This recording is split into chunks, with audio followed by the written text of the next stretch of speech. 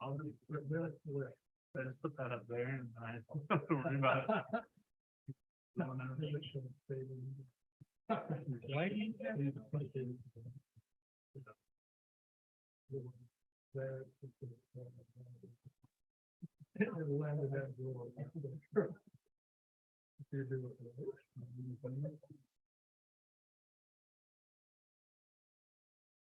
You're okay, everybody, right in. Brandon's coming through, coming through.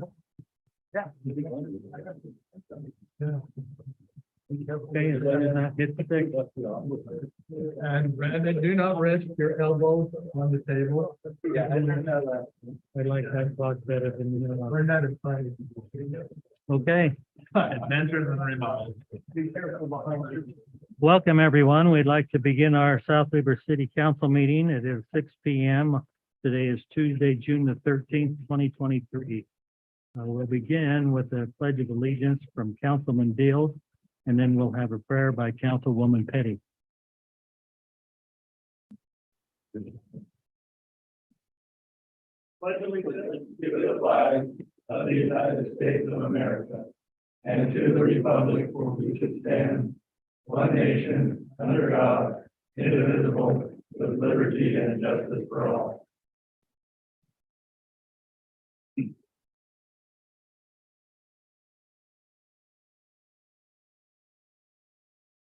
Our Father in heaven, we are so grateful to God that we want to be joined together as a city and community and friends and neighbors. We hope that we have an opportunity to discuss the important things. We don't see my own police, our fire, our first responders, all of continue to keep us safe and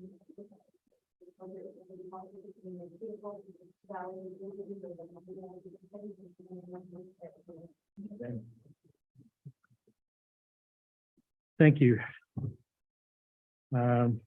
Before we begin, we're going to have a little bit of a change to our agenda tonight. So when we get completed with our action items, we're going to go to number 12, 15, 8, and 9 in that order, and then we'll come back to 5 after number 12. That's okay with the council. We'd like to change. We've got some people that need to be in another meeting here shortly, so we'd like to kind of change it up a little bit here. So we'll begin with our public comments. If you've got comments you'd like to make, we invite you to come up to the podium, speak into the microphone, tell us your name and your city, and we'll spend time to public comment. They're passing out some things. Paul Sturm, South Weber City. This is kind of a really, on the agenda, we've got 3 major topics regarding the loss, all in the same meeting. Michelle, could you please pass those over there? Okay. Public comments on agenda items 5, 6, and 7, packet pages 72 to 147. What I'm going to do is the council has a package. I am only going to present right now the verbiage that I've added below it. I have a question regarding the time frame set forth in these development agreement statements. As I already presented to the Planning Commission on 11 May 23, no end date has been presented for the development, and there is no requirement to sell 100% of the development. Only 1 year after the last certificate of occupancy, with the percentage of rentals moved from 50% to 25%. This could be 5 to 10 years in the future.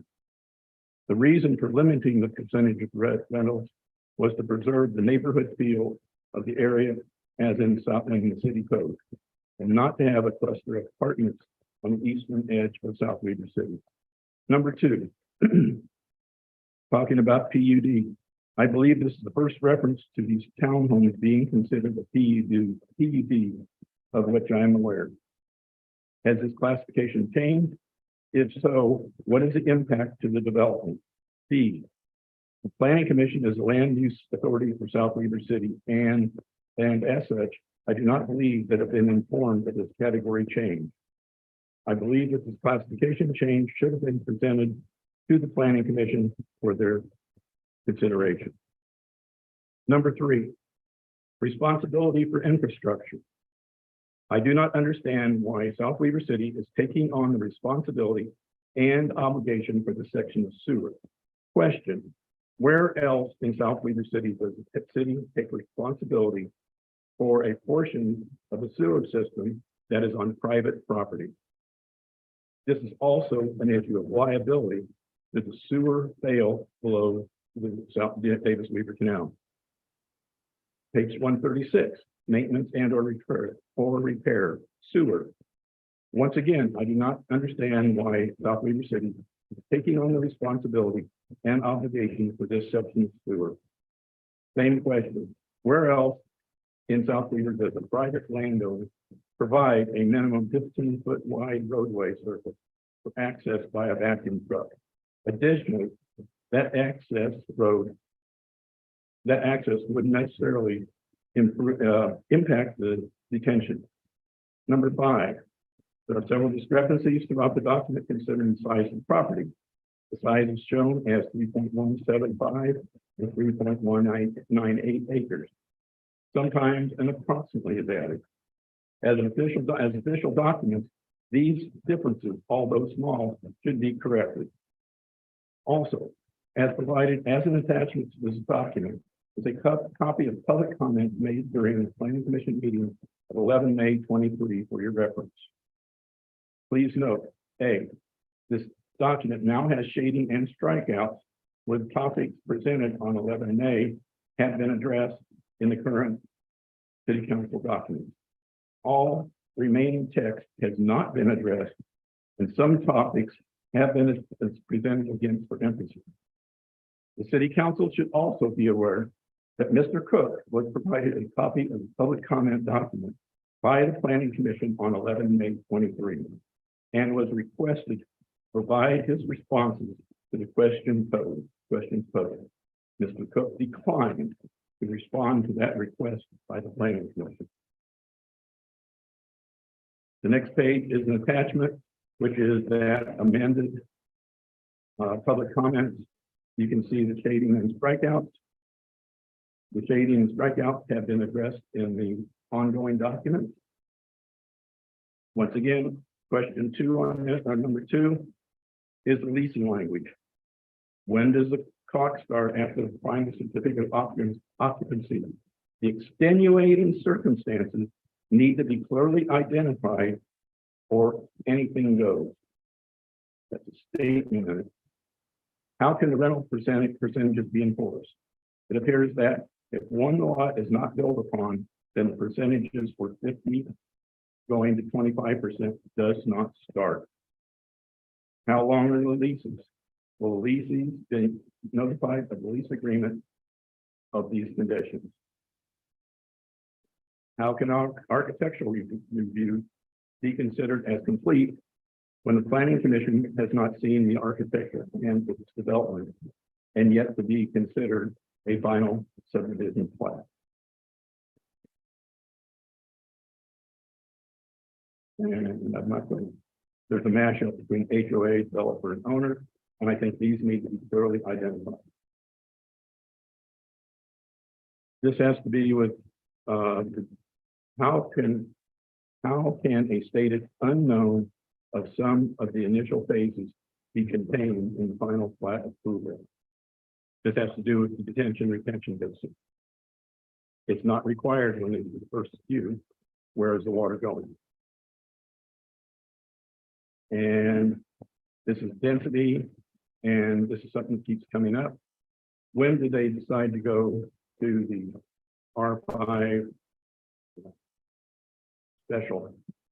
And that still only allows up to 8 units per acre. Somebody made a decision to permit density in excess of city code at the present time. At maximum structure height, where did the 38 feet come from? I believe elsewhere in South Mountain, etc., according to the code, the maximum is 35 feet. And this has to do with design standards How does the developer bypassing the standard length of the driveway by just saying it will not fit? This developer has been given more waivers in South Waynesburg Code than any other of the time aware. Thank you. Thank you, Paul. You're welcome. Okay, we'll go to our action items. Consent agenda, we'll be approving the minutes of. Oh, do we? Who did? I'm sorry. Please come on up. Oh, it took so long, I forgot where I was at. I know, I was like, dang, got here for me. Some of this might have been, repeated, but I would begin to just read it, it's short. So my name is Stacey Eddings, I reside at 2645 East, 7800 South. My first comment is in regards to the detention basin at Deer Run Townhomes project. Specifically, the statement on page 78 of 332. EN-2. It appears the detention basin may not be fully constructed until some of the initial phases are completed. This is acceptable as long as the temporary detention is provided. This will need to be reviewed and approved if proposed to approach construction this way. First, I'd like to know why the detention basin cannot be finished before the start of the project. There was no problem tearing through the canal and breaking up the ground last fall to get the sewer storm water lines in. Since then, there has been no work done on that parcel, and the contractor left without addressing dangers around the concrete placement and also left building materials and garbage behind. By not finishing what has been started, I'm concerned that this parcel is going to be used as a storage site for building materials, aggregate and vehicles, etc., for the duration of the project. If I'm being honest, honestly, I simply don't want to look at it, have to deal with vehicles and people coming and going at all the time in front of my driveway, access for years to come.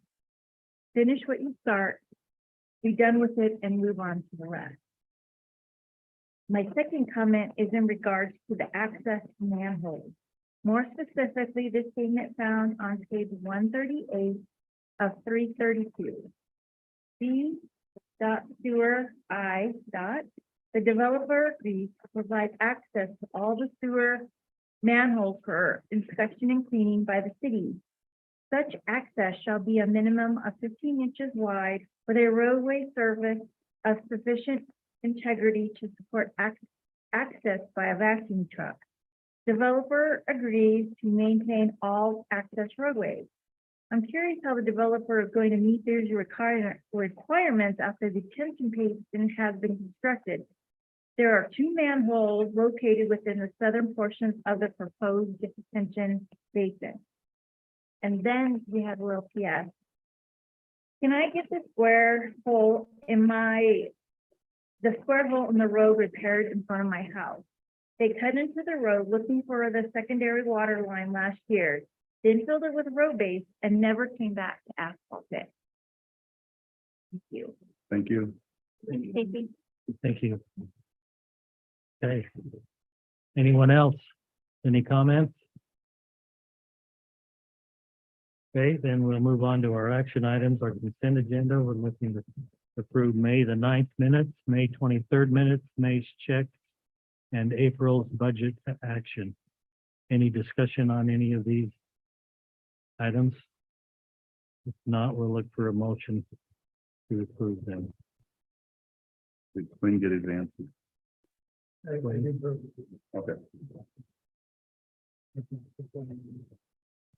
You good? Yeah. Mayor, I'll make a motion to approve the consent agenda. I'll second. Okay, we have a motion and a second. All in favor, say aye. Aye. Aye. Okay, so at this time, then we'll move to item number 12. Resolution 23-24, creation of local building authority along with articles of incorporation and bylaws. Anybody have anything you want to bring up on those?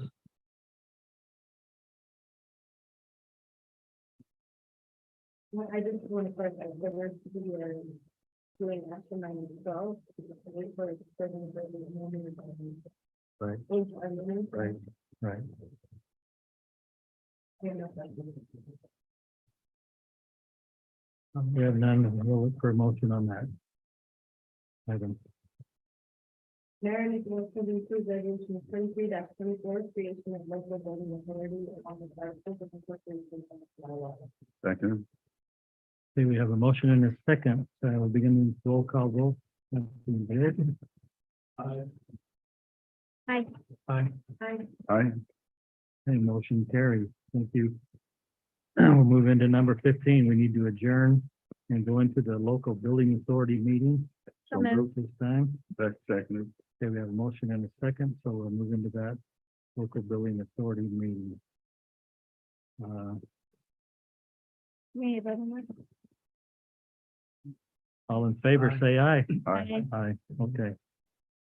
We need roll call.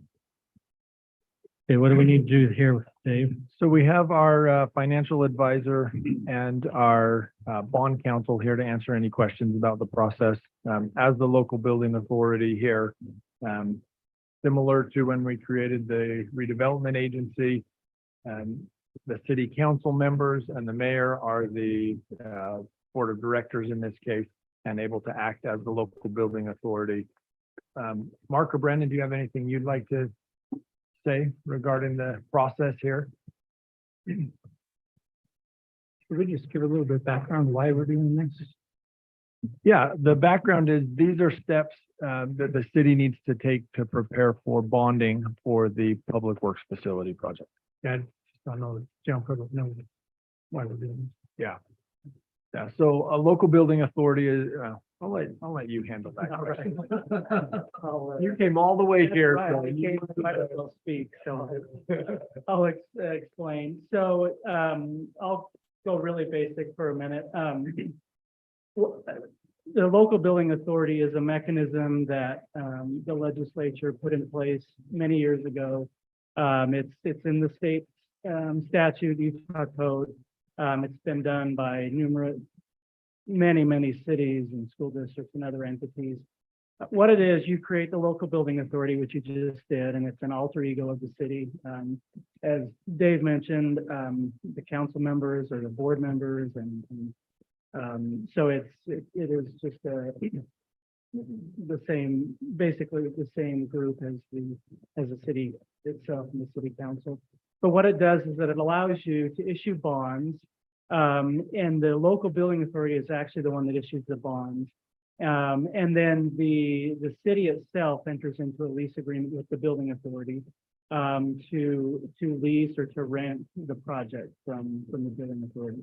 And the rental payments on that are the exact same as the debt service payments. So you're not making money for yourself. It's basically a pass through, but it's a way for you to finance a project like this. And so you took the first step tonight, which is to actually create the local building authority.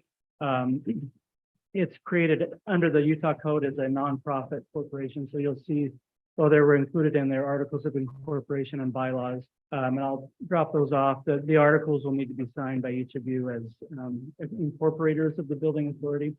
And then I believe next meeting or coming up soon, the local building authority will actually take action. The first action will be to organize the building authority, which is pretty straightforward. It's set forth in the state statute.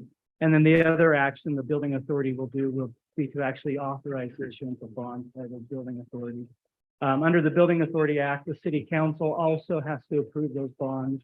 And so at your next meeting or when that actually happens, it's a little bit funny because you'll take action and approve a resolution and then do what you did tonight and convene as the building authority and then basically approve that same resolution and then reconvene as the city council. So that's tonight, the step was to create the local building authority. It doesn't obligate the city to ever use it. So if something happened, you decided not to move forward, just be there. And it can also be used in the future. It's not a one-time or one project thing. So if there's something else in the future you want to use it for, you can also use it for that. Let me make a couple of comments, if I may. One of the things unique about the building authority is, it enters into an agreement with, a lease agreement with the city, which will also be presented for approval by the city council.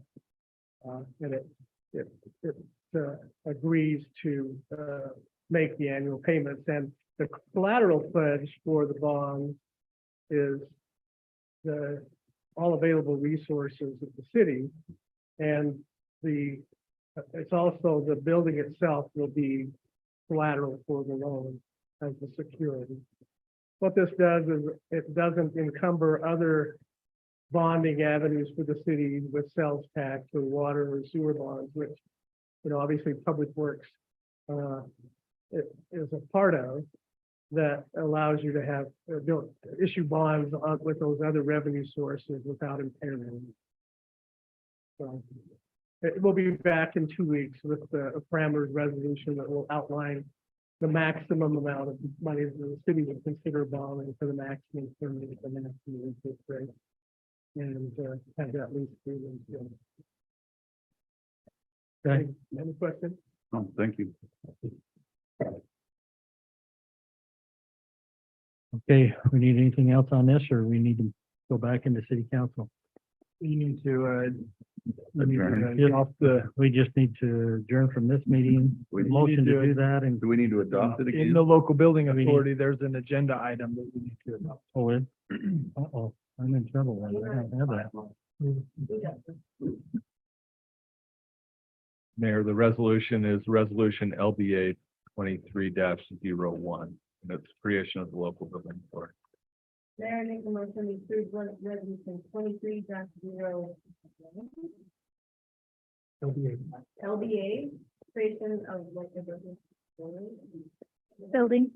Building authority. A motion and a second. Begin with the roll call vote by Councilman Howerson. Aye. Aye. Aye. Okay, motion carries. Thank you very much. Mayor, you get to vote. Do I get to Sorry, Mayor. vote? Aye. President, you get to vote. Yes. One time. In a year and a half, I get it to vote. You want all the meetings to be the local building authority. Can we just say we're back in council, or do we have to adjourn? Adjourn the LBA and So moved. Second. So move to adjourn and move back into city council. We have a motion and a second. All in favor, say aye. Aye. Okay, Thank you. good to be back. Coming all that way. Let's go on into item number 8. Ordinance 2023-07, rezone for residential low to residential moderate for Peakview subdivision located at 1885 East, 7600 South. So this is the Diger project up there on the corner of 1900, and they're splitting that into 2 lots. And we need a motion to change this zoning so they can do that. Any questions on that?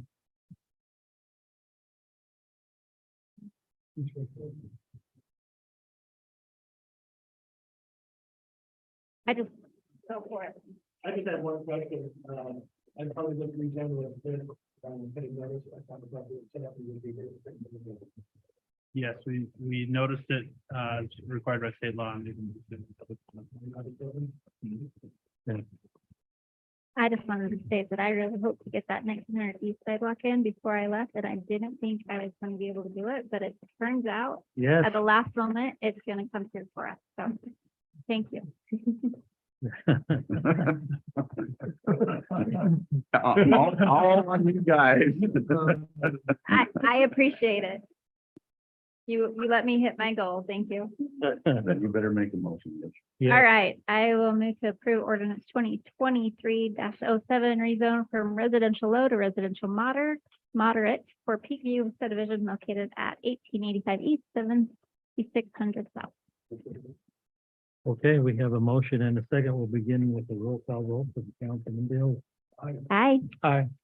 Aye. Okay, motion carries. Thank you. We'll go to number 9. Did you want to make a statement? No, you're good to go ahead. Well, they got one more. Why They would got they one want more to? to We go. got one, yeah, we got to do a final plat. do the final. Oh, sorry. Okay, so resolution 23-21, final plat for Peakwood or Peakview subdivision. Any questions on this final plat? If not, then we'll ask for a motion on that. I move to approve resolution 23-21, final plat for PPA subdivision. Okay, we have a motion and a second. We'll begin with roll call vote by Councilman Halverson. Aye. Aye. Aye. Okay, motion carries. Tigers, thank you very much. Thank you, guys. Appreciate you You're coming welcome to in. stay and hang out.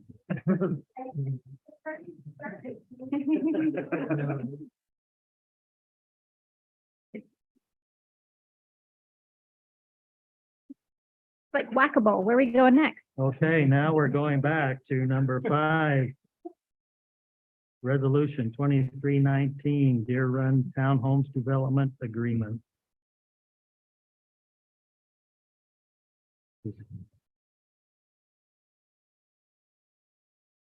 Good evening. Just want to thank, City Planning Commission and, city staff and city council, for the time and the consideration of this change. I think we have come up with a really nice,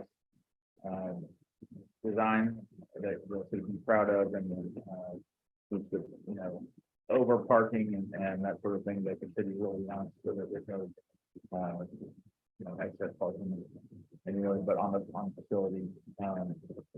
But with that said, anyway, thanks for your time and your patience with us. Want to let me know if you have any questions, but I'm sure you've seen the site plan and that sort of thing.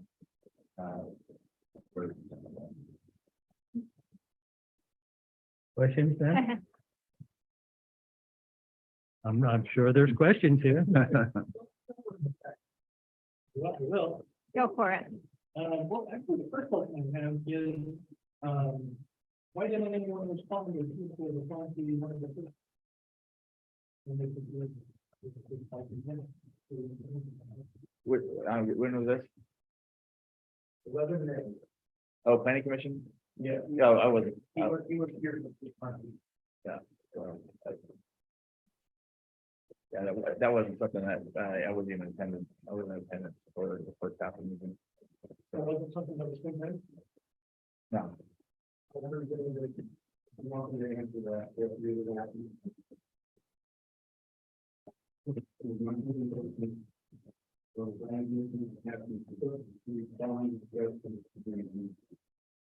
I wasn't there for, I was handed a list of questions as I was standing here, and I couldn't, I think, go down.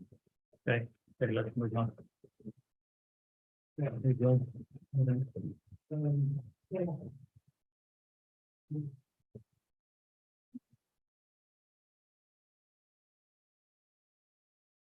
So I guess the question that I have. So I guess the number one question that I have is, when we're talking about being able to use these, kind of lease options. When you'll be able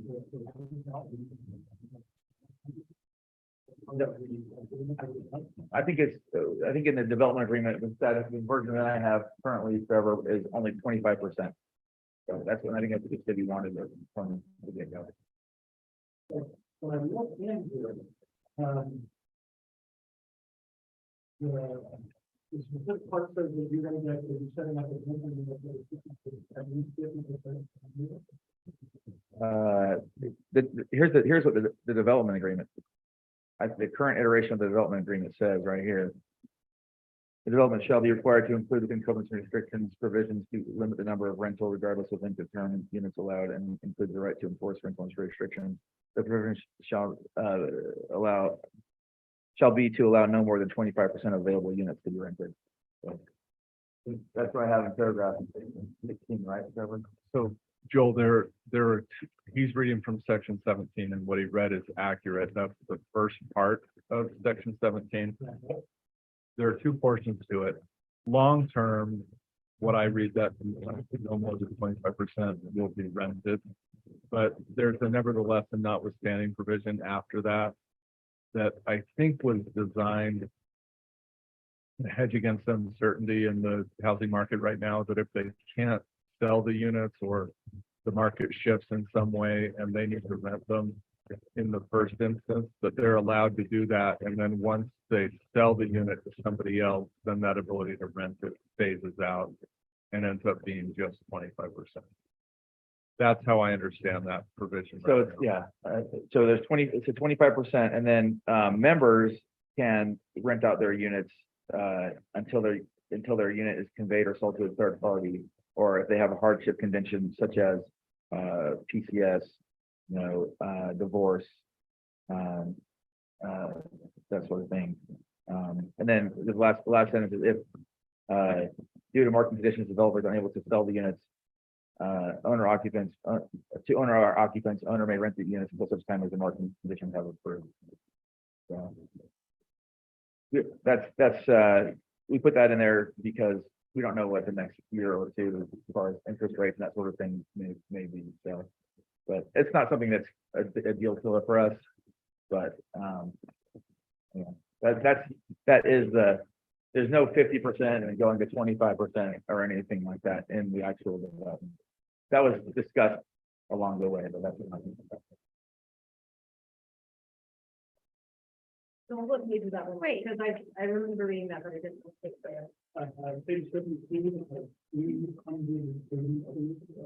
It's paragraph 17. And Angie, in the packet, paragraph 17 is on page 18. Yeah, 72 is just in the summary. It was something that we didn't get, but it is represented correctly in the development. So,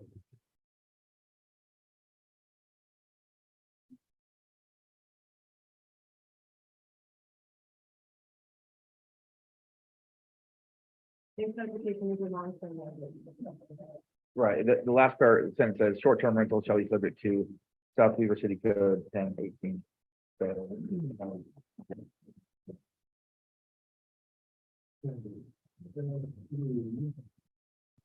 It's important to note the planning commission, they made the recommendation, did move forward with that 50% recommendation. The 25% recommendation came from the development agreement committee. And so I apologize for that. We don't go back and forth. Do you mind if we address that issue and how the council feels? Otherwise, I mean, that's one of the things on my list too. I don't know. If we Yes, please. It is kind of a vague paragraph. And that's kind of where we bounced it back and forth in the committee a long time ago. I listened to the planning commission. It would be a lot clearer if it just stated 25% or 50% or just something serious. I mean, most government agreements, I don't think I've ever seen them where it's conditional on market or any of those. Yeah. And so I'd rather just do percentage person and leave it at that. So what's your percentage that you want?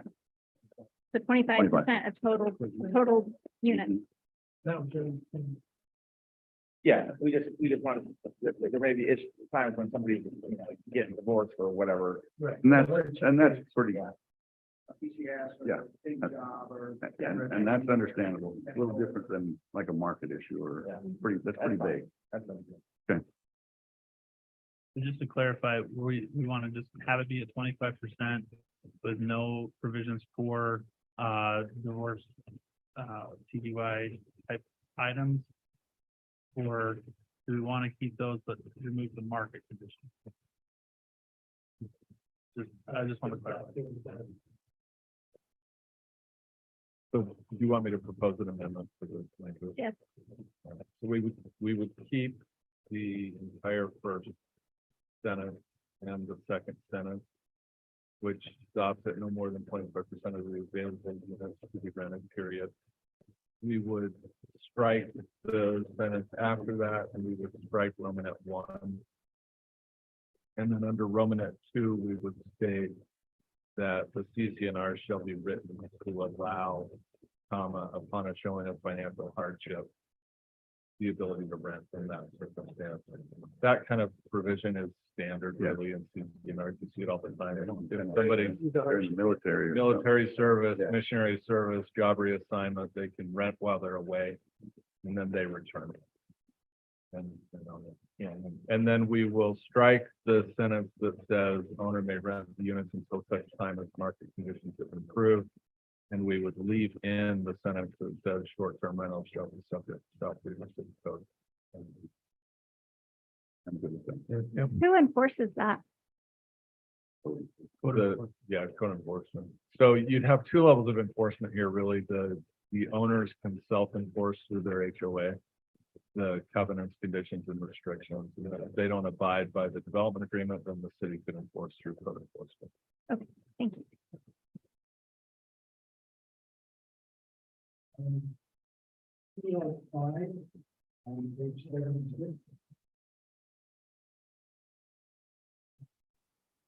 So, during R5, the idea behind it was that if you wanted to go after the higher that would be improvement. And R5 doesn't have complete setback bars, but then it is a zoning agreement that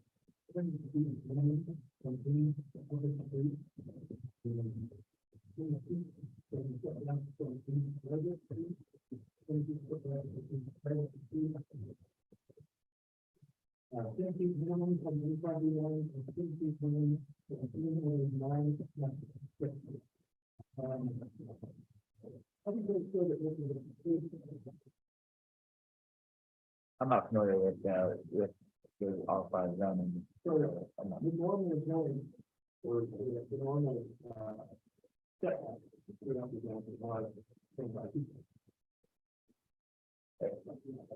I'm trying to pull up city code and. So the It won't R5 code, the front setback is 25 feet, rear setback is 15 feet, and side setbacks are. 15? Are Are you talking I'm so R7 confident, and then I stumbled within. or R5? It would be the R5 would be, so this kind of goes along with the rezone request today.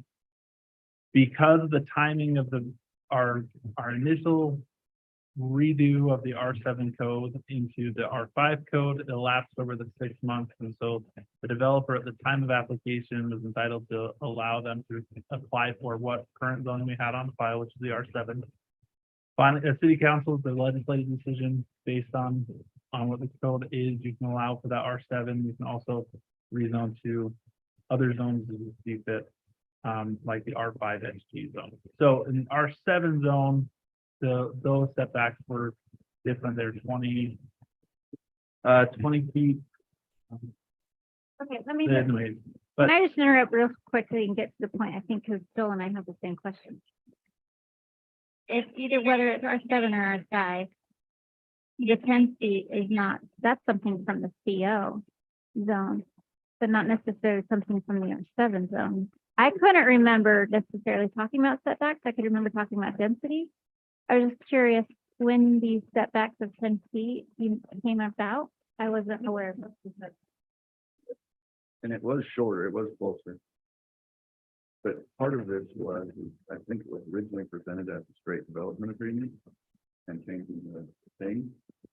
And then Changing the zone? changing the, not changing the zone. If you remember right, the zone came out of the council committee.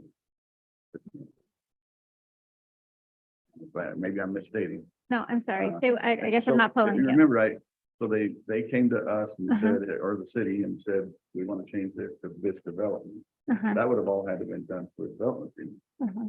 I believe. It was me. It was you. Uh-huh. That Who said said, part of that development agreement should be. You have that to go to we R7. include R7. uh-huh, But part of that whole committee thing was.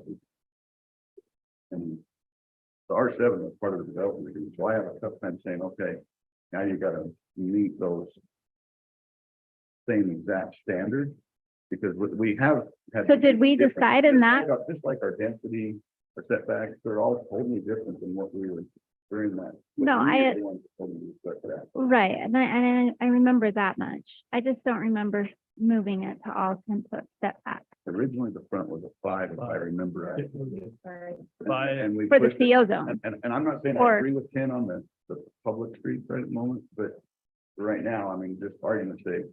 Can I just get a clarification? Originally 5 was CO zone, or originally 5 was with this new field development? And this new layout was Okay. 5. So we discussed these setbacks We at that, discussed okay. these setbacks already. I'm having amnesia. Okay. Okay. So, Yeah, the original request was 10-foot front and rear, 5 on the side, without the rezone. We requested them to do a rezone for the CO zone. It's coming back to me now. And in code committee, we just not, in the development agreement committee, we discussed we would be more comfortable with a 10-foot side setback.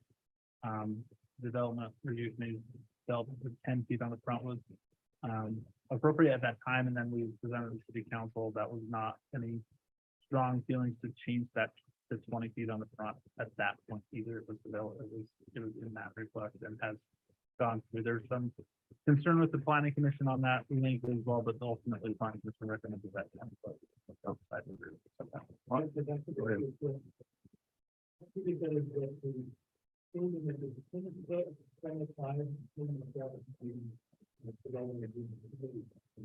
And the county. And the county. We discussed it in a discussion item. But my question on that same item though, is that from the back of sidewalk? Yeah. That's from the back of sidewalk, and this was part of our discussion again then. So now we have a 6-foot sidewalk. And there's a hard strip, I think, on this one. No hard strip, it's just a sidewalk and curb, so you're roughly at 15 feet. 15 feet. Front, Can I ask you a question not while we're on on, that not on topic? the, There's a provision that I'm not gonna be able to find right now, but that says that the driveways need to be 20 feet on the single. on the ones with single driveway. How many of those are there with single use driveways? 14, and are they towards the frontage road or in the rear of the property? Okay. Okay, so those setbacks would be larger then. Better, Mike.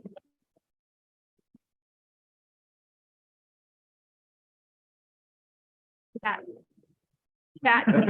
Might be. Chat GTP is coming for us. Yeah, Trevor, sorry. respond to us. Sorry, Joe, I just wanted to clarify that so that you understood.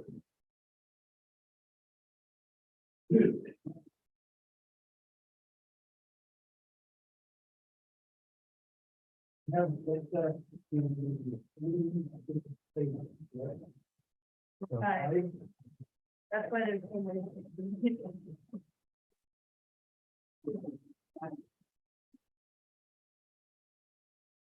That's how it is. The first 13 years.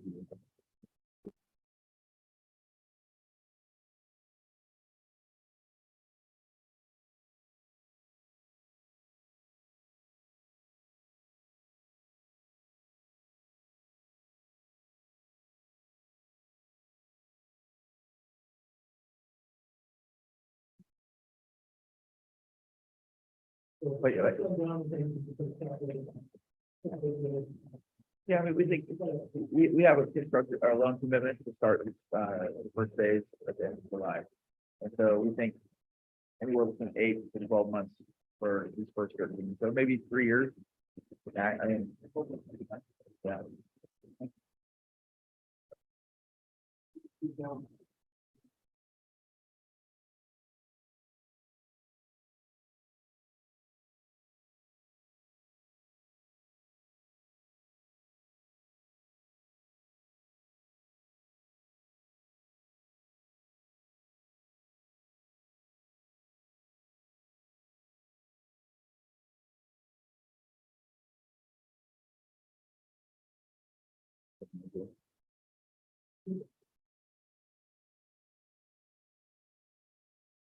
Yeah, I'd like to address a couple of things. I'm all over the place, so I'm jumping. But I did want to discuss Paul's question about the PUD. Is this a PUD? So it's not a PUD as per our code, but it's a PUD according to housing development, right? So it's classified as a PUD, the townhome project. Does that make sense? It has an HOA.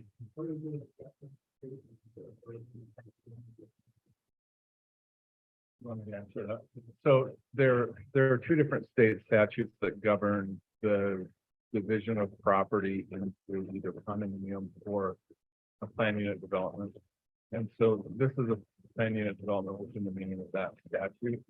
We have a zoning district or a zoning ordinance or regulation that allows for plan unit development according to a city standard. This is not within that category, but it is under state law. And if you were to have a court case or something like that about the ownership of the public and private separation of the property, it is a plan unit development for that. For that.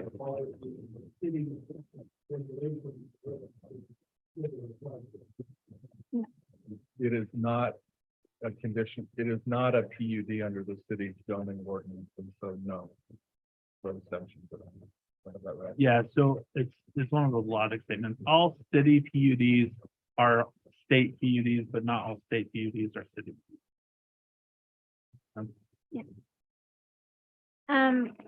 Jamie, I'm just gonna give this straight to you because I keep getting this question. With this, whether we go R7 or whether we go R5, what we're fundamentally doing is giving a development agreement with bonus density. And the question continues to come up is how does the development agreement from the city code of the density number? Yes, I'm of course. Yeah, the development agreement is being adopted legislatively by the city council, and so it is in part replacement city code that applies only to this development, not to any other project. So when you vote on this today, you're essentially voting on a change to city code For just this development. only. for this development. only. You all right, back there? I love construction. Trevor needs to elbow me if I lean forward. Sorry. Specific instructions. Don't lean on it. Isn't there a big Or me. sign over there? I'm thinking, do I have a clamp that I can clamp it down?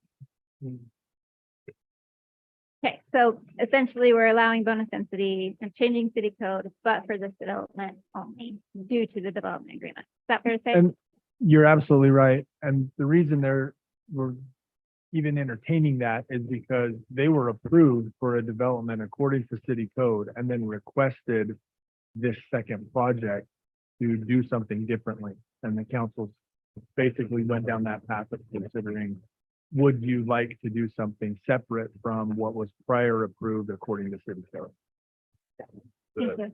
One additional wrinkle to that, between the time of their prior development agreement and now, the state law changed as it relates to architectural.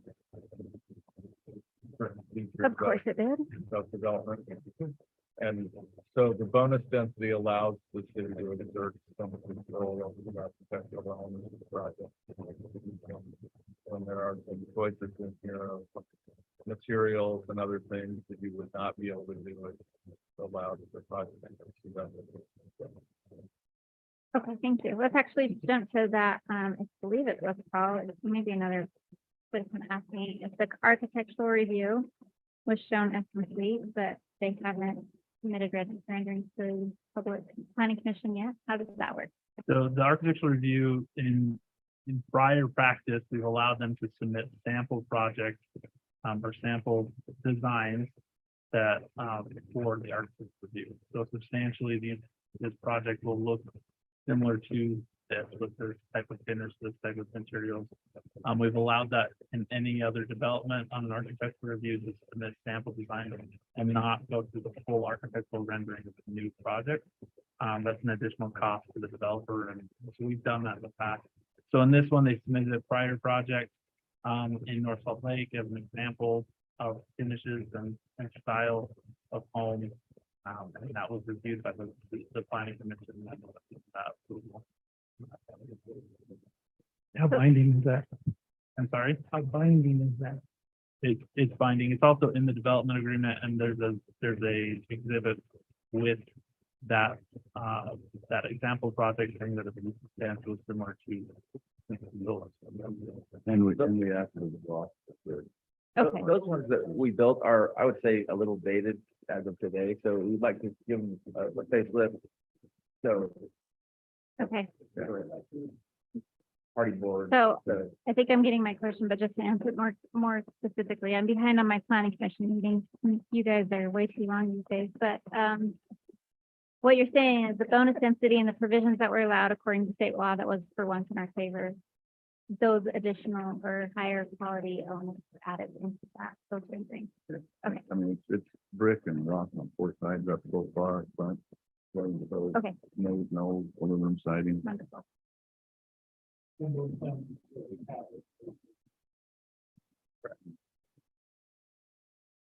It has to be substantially similar. So I mean, if they use, they have hardy board and they use a similar durable material that is a different one than the hardy board, then substantially they're similar and we would be okay with that. But if they do hardy board on the approval and then they come back with a vinyl siding, you'll say, sorry, that was not reasonable. Yeah. The 38 feet in height, I got that from another resident as well, and I do remember discussing that. I just don't remember the details of why we allowed. Was it an elevation that you act? I think the CO was 50 feet, Uh-huh, and so this was much reduced. okay. So, and why do you guys feel that you need those extra 2 feet?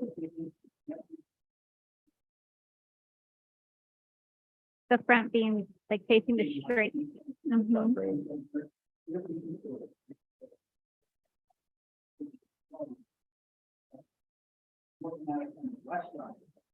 Mhm. Mhm.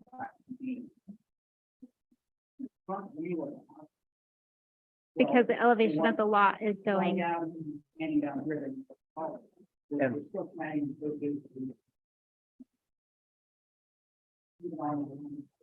on the, And the On the city didn't want pitch, or didn't want flat roofs, like a lot of. that's correct, I do remember. So that. And these have the garages on the bottom, is that correct? And then the two ways, okay, okay.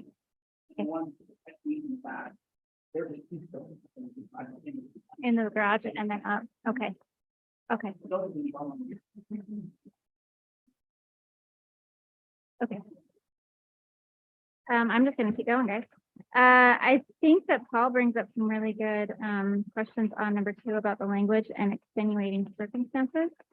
On the leasing. How does that, who decides, staff, who decides extenuating circumstances? Is that the HOA? Is that the city? Is that code enforcement? Who does that default to? So, without reading further on Paul's comments, the extenuating circumstances are those that will be specifically listed as military service, missionary service, those types The of ones things. that we just talked about? Right, those Okay, will be the those are extenuating the- okay. circumstances, and those will be listed in the HOA, the CCNRs. Perfect, thank you.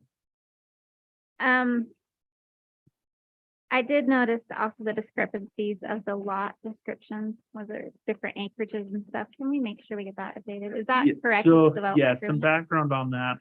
There was a tiny portion of the property.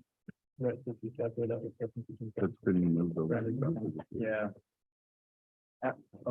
On Deer Run, there was previously some property that was included that was part of the previous subdivision. And they deeded it back to the city. It was originally part of the right of way. And they deeded it back. And so the total acreage has flopped back and forth, but the 3.198 is the final and accurate number. Okay. Well, it's already deeded. When Yeah. we turned in our plat, there was an overlap, and the county said it belongs to the city.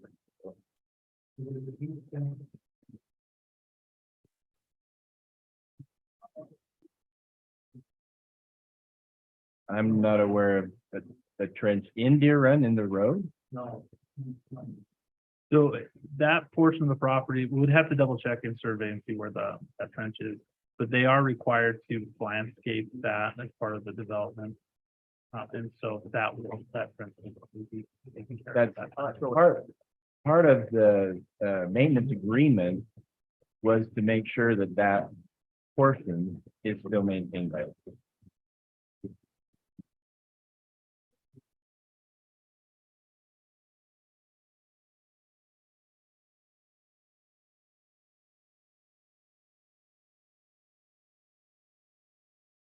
I'm happy to go and follow up on that. I don't think the trenches on what the. it's dogwood. I think it's ours.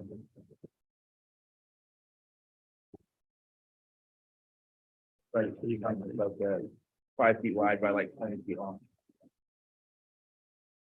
Closer to the corner. Yeah, it's an oddly shaped triangle-ish I know what you're talking about. Piece. It's when that road connected to 89, there was that Ah. portion and then, so then they vacated that, and gave that to the city and it's something weird. more of a discrepancy that they're cleaning up. But we wanted to make sure that where, from the back of the sidewalk, and including parts of all the way along there, that even though it is in the city's name, it's still being maintained by them. Landscaped and maintained. by them. Brandon, can you speak to the city, on Paul's comment number 4, the city taking responsibility for, Owning the sewer line. For the sewer, you bet. Well, to just cut to the chase, state regulations do not allow for multiple owners to be responsible for a sewer system.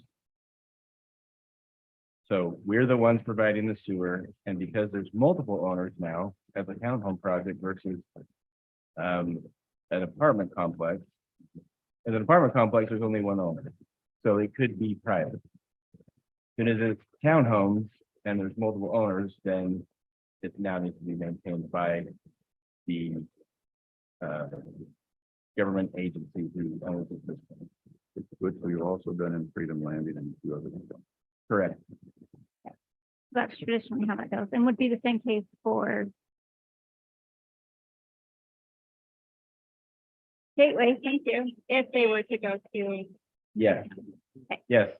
It's the same with water systems and other things. As soon as you have individual ownership, of different units, then you have to start metering individually. You have to have, services that are maintained by the city. So that's why it's now needs to be maintained by the city versus previously it could have been private. But can I just follow up on that, then from the financial side of it, if there's an issue and the entity owned it, they would have to take care of it. In this situation, we have to take care of it. So any future financial replacements, is that just all in the city's dime? Yes, it is. There's It's nothing that, when they hand that over to us, Well, there's a 1-year No. warranty, right? And then what? there's a 1-year warranty plus all the. Well, yes, The, yes. I mean, package. if there were any issues before the regular process, you would formally accept it. Once After an it's inspection. installed and gone through the warranty Okay. period and all of that. But after that, once you accept it, it is city infrastructure, just like any other development that has public infrastructure. And we also charge different impact fees for individually owned, correct? Is that? It's one. Not Like necessarily, an no, not apartment, no? necessarily, because even if it was privately owned, they still are discharging into the public. So you still do it by the union. Yes. so let's take a spread in the residential.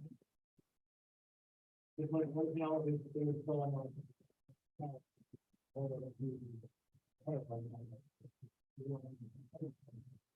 Sewer lines are from the main to the structure is the private owner's responsibility. Just the main. Or sewer, that's the way that it is. Water is from the meter. I would like to address Eddie's questions, about the detention basin may not be fully constructed. How come, I guess first off, and then secondly, how do we ensure that it's done? Well, it will be escrowed for. Even though it is, that part is privately owned. In order to ensure the completion of the escrow for, they had shown in their plans, because they're phasing this in relatively small, potentially phasing it in relatively small phases. Although they're proposing to have the whole project approved tonight. Due to some supply issues, and of course, things have changed from when this was originally proposed, but some of the materials they're putting in the detention basin sometimes have long lead times. And so the way it was originally explained to me was that we don't know for sure when we'll be able to get those materials. And so from my perspective, as long as they provide a temporary detention basin, it still provides the required restriction on the discharge, that would still be acceptable. They'll still have to build all of it to have their money released. Yeah, so we would basically have a temporary detention pond, we could do on other projects, and then before we'd issue a CO for, say, the next phase. We couldn't get a CO. Because of the number of units. Yeah, so if it's not there, we wouldn't give it a Okay. CO. Gotcha. So, And then I'm assuming code enforcement would be on preventing storage of equipment and garbage and such from accumulating on the detention basin, correct? Yeah, I don't know, I'm looking at Brandon, he's looking at you. code enforcement and our inspectors for the project will. Okay. But is it a clear expectation and understanding of what can and can't happen on that property? They can, it's their property, yeah. Yeah, they How can, do you- they can store the material. Unless it's complete. Right. They have 2 years to complete the project. And they constructed their own pace. So, well, from what you're approving tonight, if it's all approved tonight, then it would be 2 years. Where's that at? I from was looking for that. That was one. Is that your understanding as well? that's not my. Do we have an end date on this project in this development agreement? The think it's development. 5. Our original one was 7 and then 5 changed to years. 5. timeline. So in regards to construction equipment, they are allowed to have construction equipment. Our code does require them to keep it orderly on the site. That would be the. So Brandon, just follow up, was it 2 years on the original agreement? Or? Well, this is just in the subdivision ordinance. So I think what Brandon's referring to is once they pull a permit, then they start the clock on when they have. construction. So this is not a provision in the development agreement, it's a provision in the code. So it's just a standard expectation within the construction. That's right. Yeah, so when they subdivide it and then the plat is recorded, they have a period.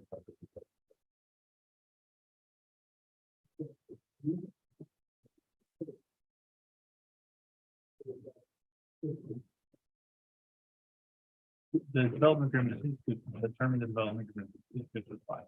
So state that date, does it stated? But Joel, you're right. So if they pull permits in phases, if not, you pull the first permit and then you have 2 years to build everything. It would be that possibly start sticking with each phase as they go.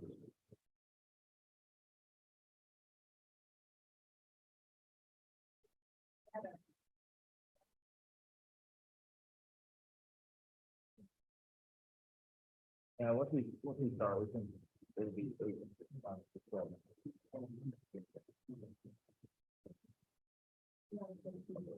Yeah, about a third.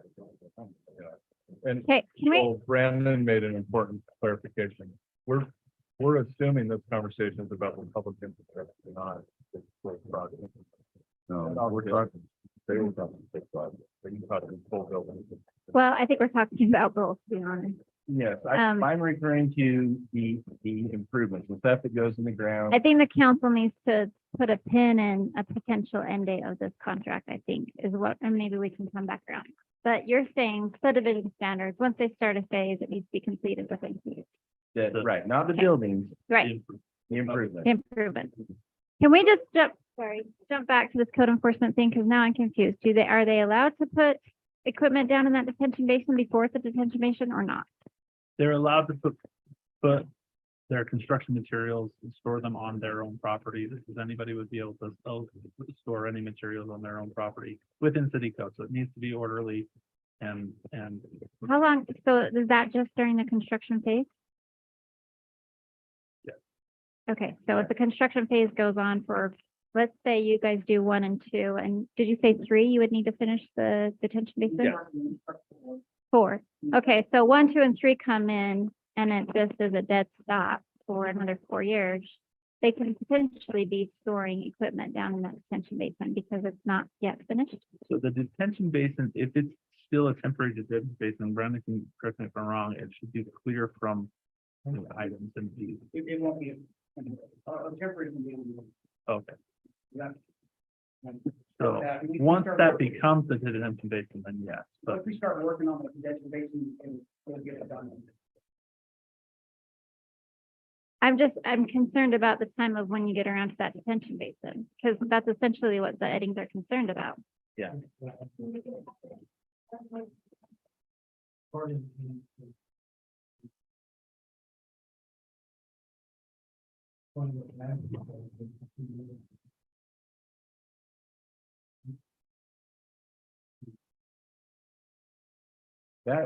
That would be my understanding, that Okay. what they're getting approved tonight. From the time that you start phase 1, 2 years? Okay, is that how you understand that, Jamie? That's how I understand it, because they're requesting approval of the whole thing. Okay, but and that's how you guys understand that? Yeah, we want to. I understand you do. Yeah, that's, I understand that. I'm just saying, I understand. I'm just saying that you technically don't need to do that until you get to phase 4, but you also need to get it done within 2 years of that's phase good to 1. know. That's good. to know. Yeah, yeah. Okay, so you are aware of that now. That's the first I've heard of the 2 years. Yeah, I was looking at the development. Okay. Okay. Can I just follow up on that? The temporary detention basin, where is that gonna be? It's just on site. We bring up the. Is it on one of those figures that we got? 147? He's working on, precise drawing for it. Okay. About that.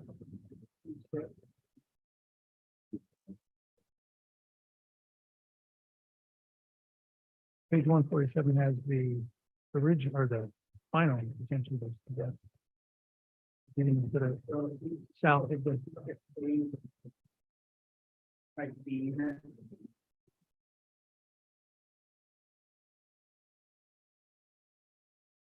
To the west of it, downhill. Yeah, down the hill west, yeah.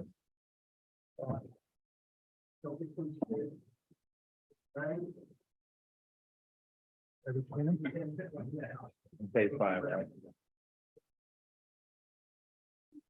Right in here. Okay.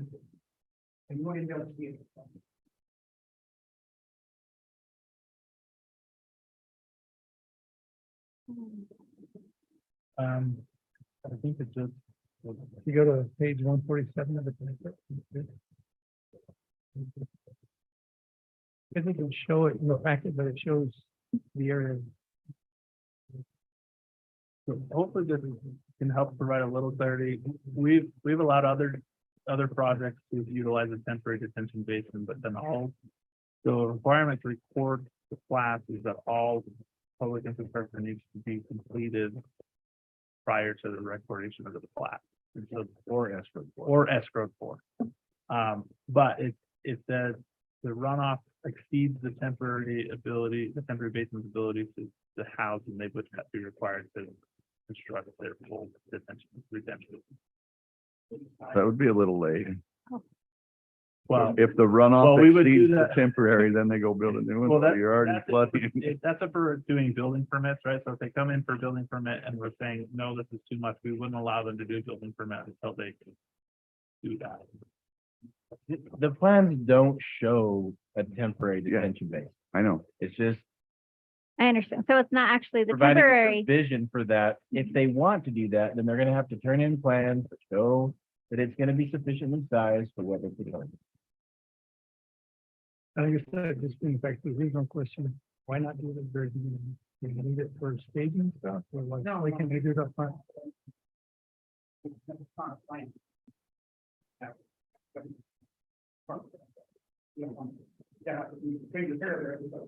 Right. So the reason to delay it at phase 4, as opposed to doing it at the very beginning?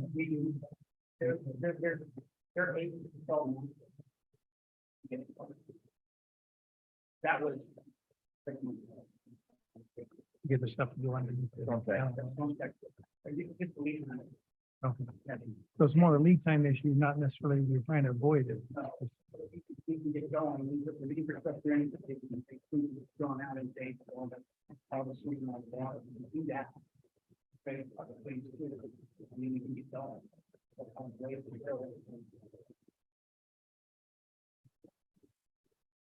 Thank you. Makes sense. Regarding the square hole, and getting that from when that got cut from the canal, is there a provision on how long they have before they repair what they dug up?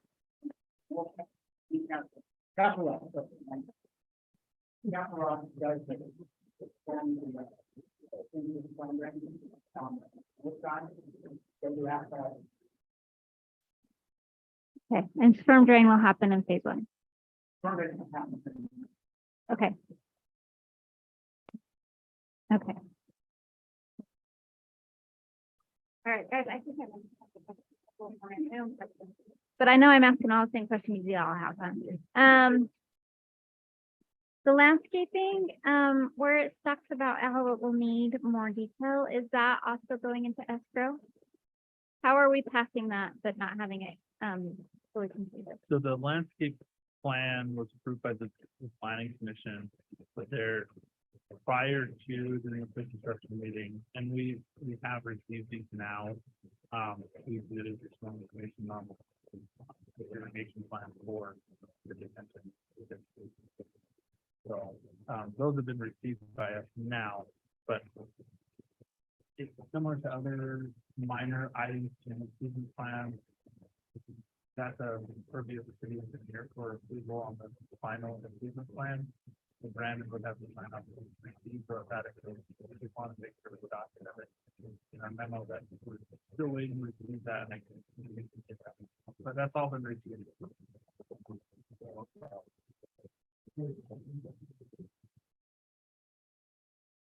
The planning commission has the purview of the land.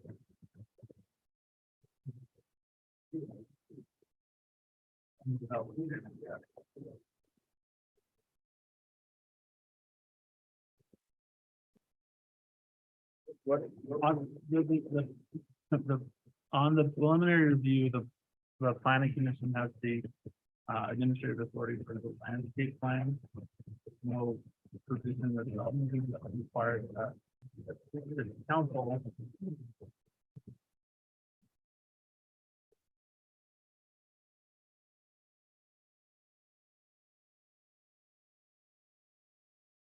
So that didn't, the development agreement doesn't supersede the development process code, and the landscape is part of the development process in the preliminary stage, but has to purview of the planning commission.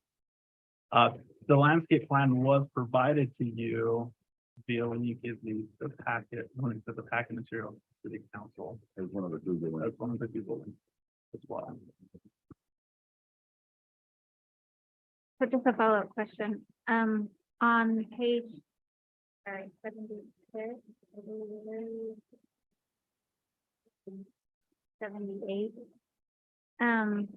77, actually, PL8. So we have in that section that, the trees will not be in the site distance, but it's not in the development agreement. Do we need to have that in the development agreement, or is that just for city code and we're good to go? Yeah, for city code. Okay.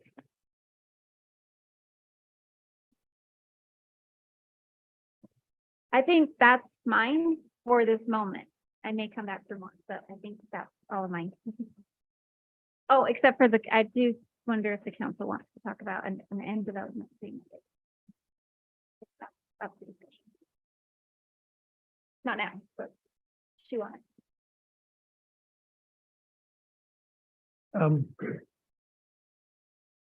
So just on the zoning, back to that, I mean, this, we really don't have a zone that covers it. There was originally CO, then R7, then the R5 modified. For lack of a better way to explain it, what does it matter? So If we call it an R5 SC versus an R9, what is that gonna mean in the future? Because it's all specific only to this development. So the rezone matters in the fact that if this development, either the development agreement expires or they walk away from the development, the zoning remains. And so if we maintain it as a commercial overlay zone, they walk away from this development agreement, then that zone is still active for somebody to have a property right to claim and utilize. By rezoning it to R7 or R5 or R5 with the SG overlay, then that secures future development potential if this development.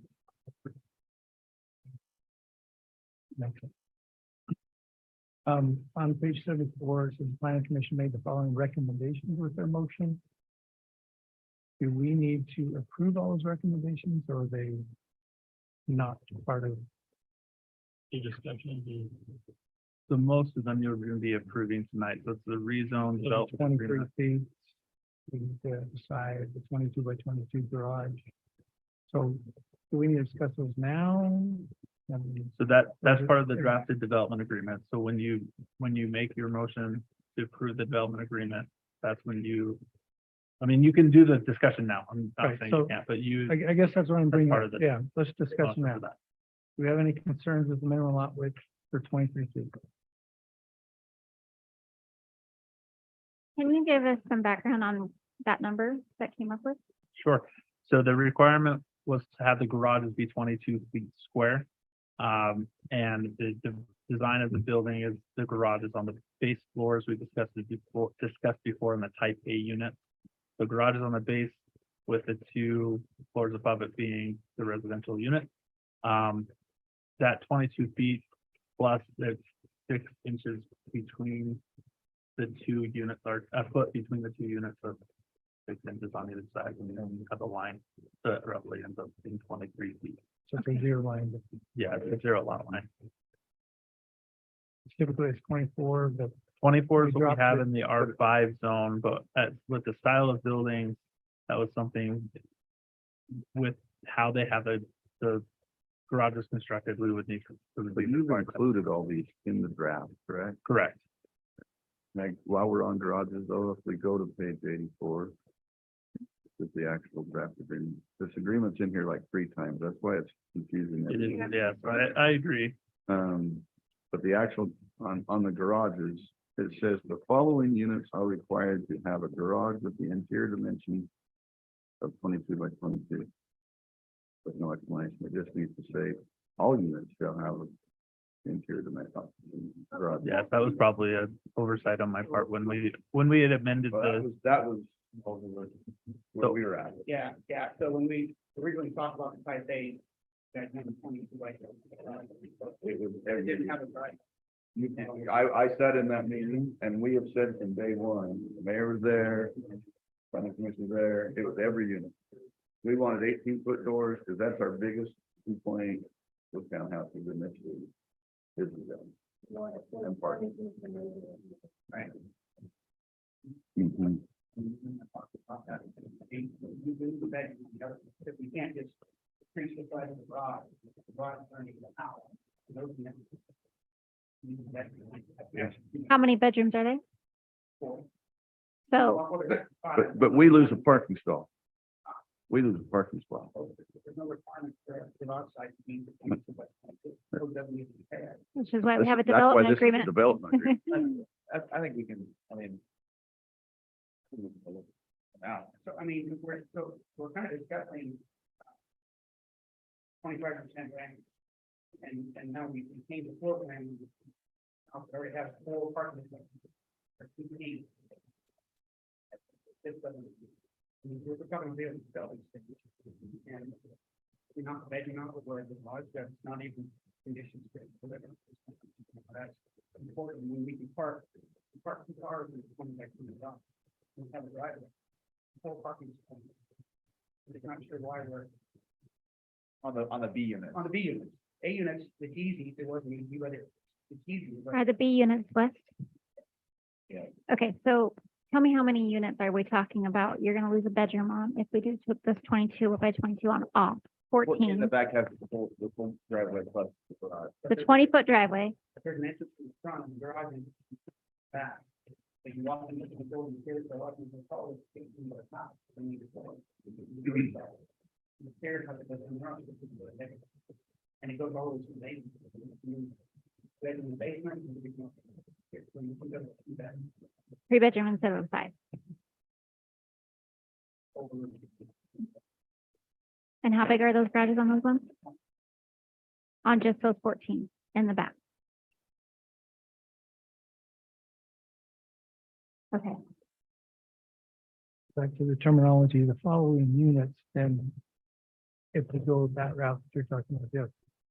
We need to clarify which following unit. Yeah, so that was probably an editing error That's on what my was in there portion. before. Yeah, we had originally had all units are required. The developer requested the following units and when I had edited the document, I must have removed the unit numbers, but didn't. remove that. So if we're wanting all units, then I would just recommend the, and then that's what it's called. now if we go with their recommendation. The following units in type B. Correct, that's what this is.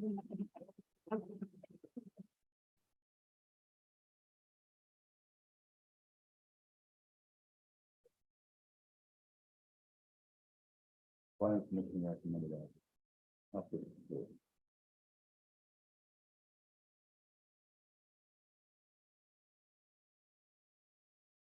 I mean, I have my hinge point is the 20-foot driveway, honestly. If these guys had some 8-foot driveways, then I'd probably fight for that, but those 20-foot driveways is making me pause. Just to be honest.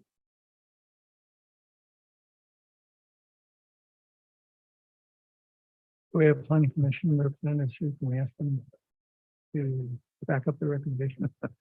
Put them on the spot. I like whispering back there. Or do we just go from there?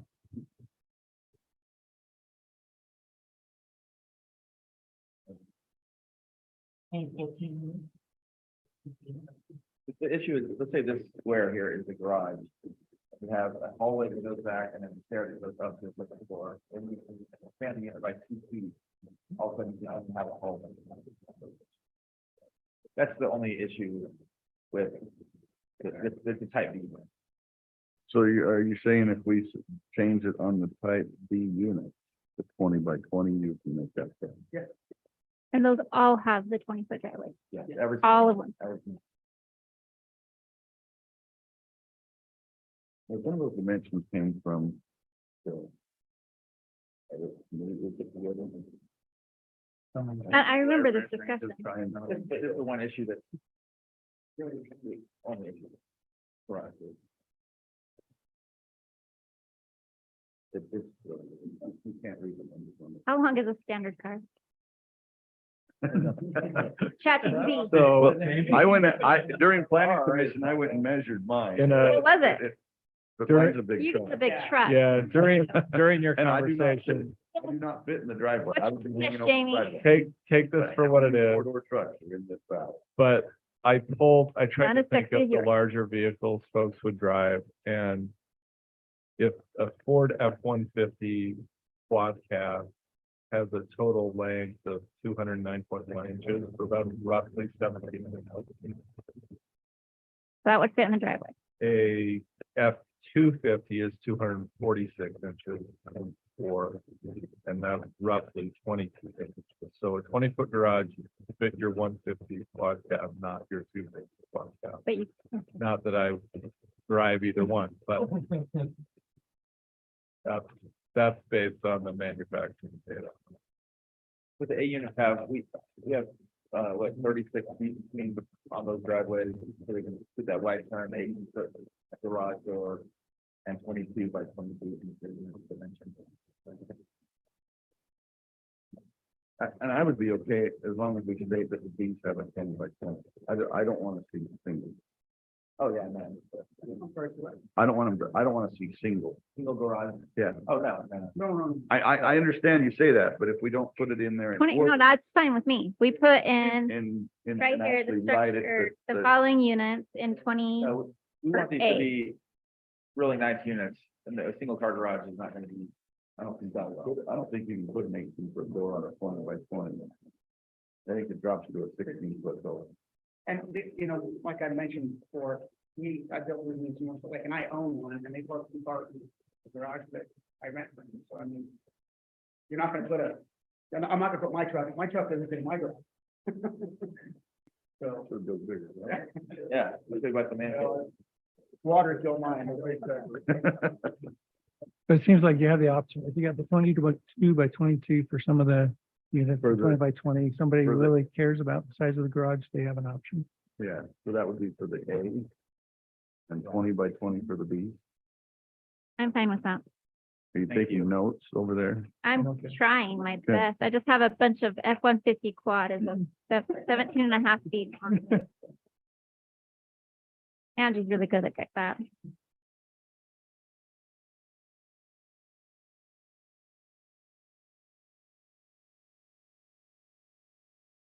We already talked about the 25%. I think we touched on all of the questions I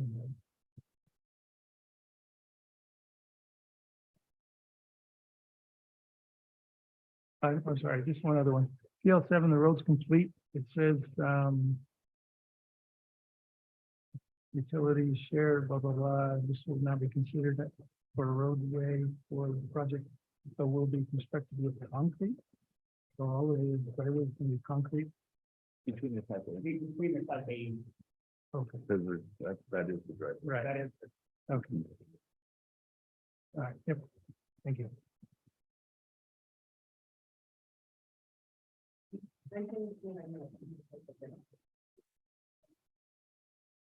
Most of mine have been answered.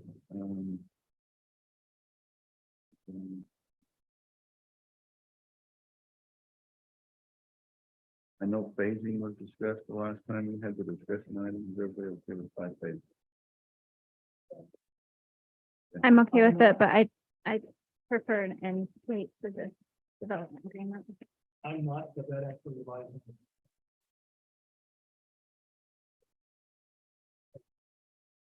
on. The development can go 10 years minimum.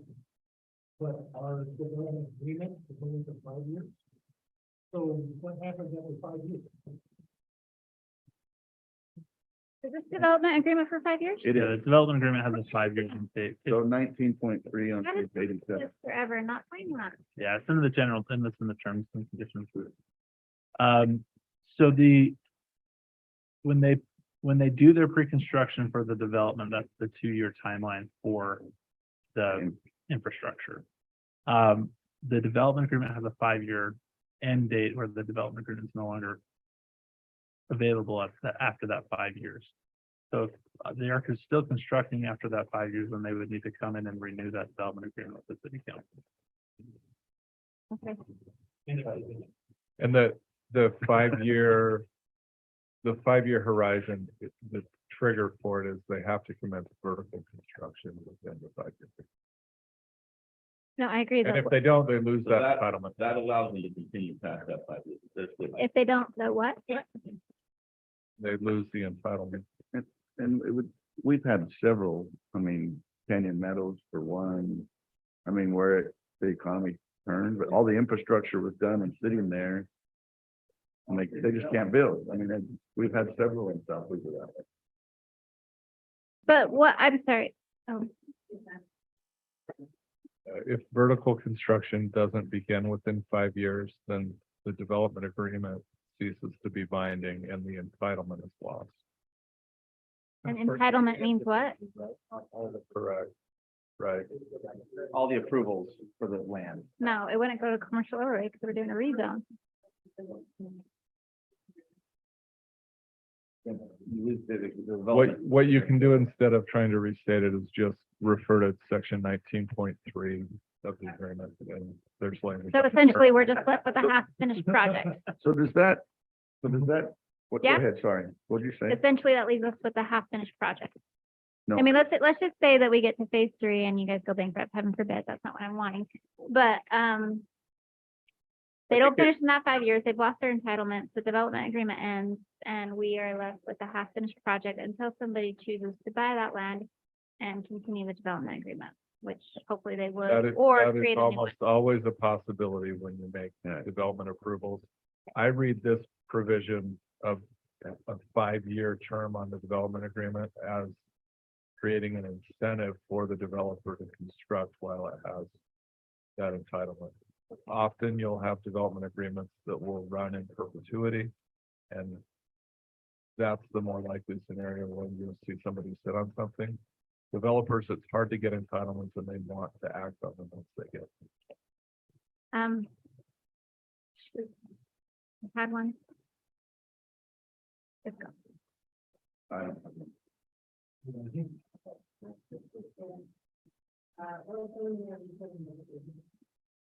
That's $1 million. Question. I- Very quickly, Jamie, I remember mine. This development agreement runs with the land. Yeah. Yes, Yeah, Okay. thank you. The development agreement goes with the land.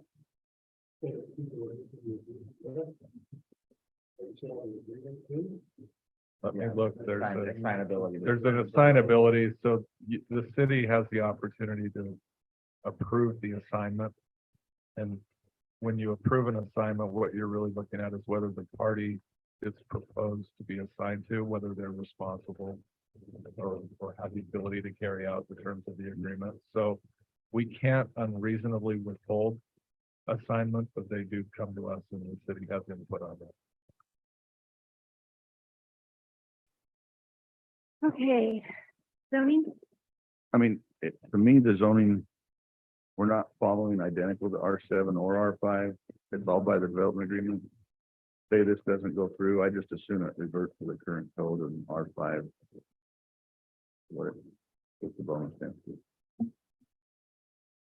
Some merit to the strategic growth overlay zone is that we would have more say over future developments for development standards. But that strategic growth overlay zone allows us to dictate those standards where the R5 would not allow us to dictate standards. So that's just some consideration on that.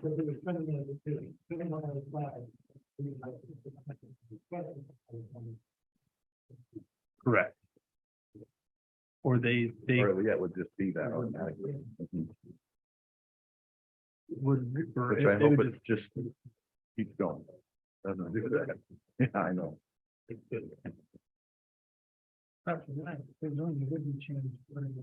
Correct. Yep. No, there's no, unless you want to put a reverter clause. No. I would not I recommend. do not. Then it would just remain that and So it sounds like we're going for option 2, which is a residential multifamily R5 with the SGO overlay. Am I hearing you all right? I'm looking at page 83, by the way. Yep. That second highlighted portion, but the R5 rather than the R7. That's what I'm good with. Or Quinn, Joel, are you guys there?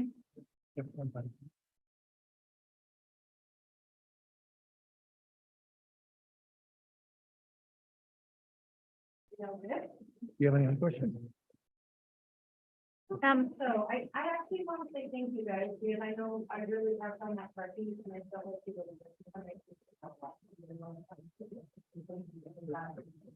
Number one. That would be good. I feel like there's a lot of things. And I do have one final question for, I think Brandon, I had missed, one of the Eddings questions was about, the manholes. Being. How it's gonna, sorry. Yeah, how it's gonna be, being able to have the inspection and the cleaning. If they're located on the southern portion. Do you want me to just read what I'm reading? Maybe that would be helpful. Let me do that. Yeah, Brent. The developer agrees to provide access to all sewer manholes for inspection and cleaning by the city. Such access shall be a minimum of 15 feet wide with a roadway surface of sufficient integrity to support access by a vacuum truck.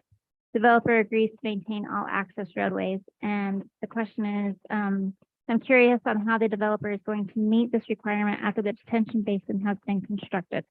There are 2 manholes located within the southern portion of the proposed detention basin. Maybe they could respond to that.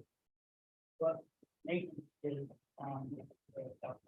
Not on the north Woodlands. There's a manhole on inside the detention basin, a sewer manhole. well, for the storm. Well, sewer and storm drain. So that's actually outside. It was outside.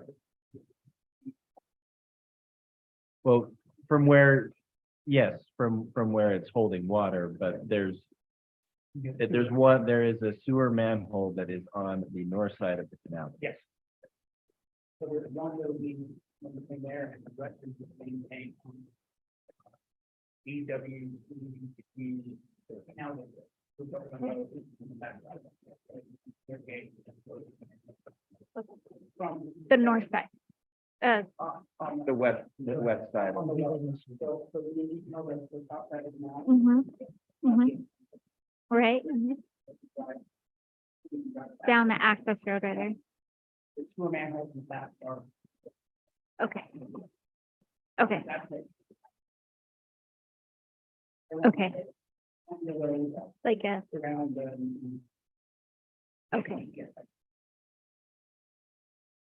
I'm okay. Okay, thank you.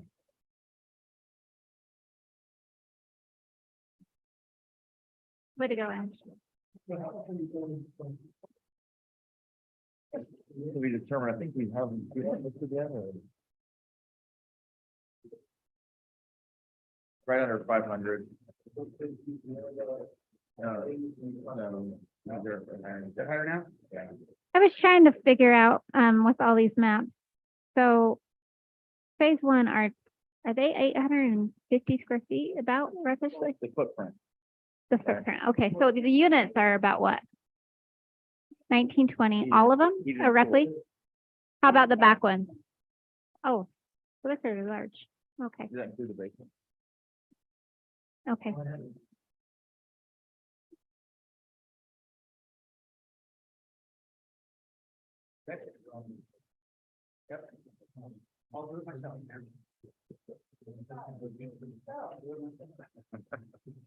Take a picker, does it count?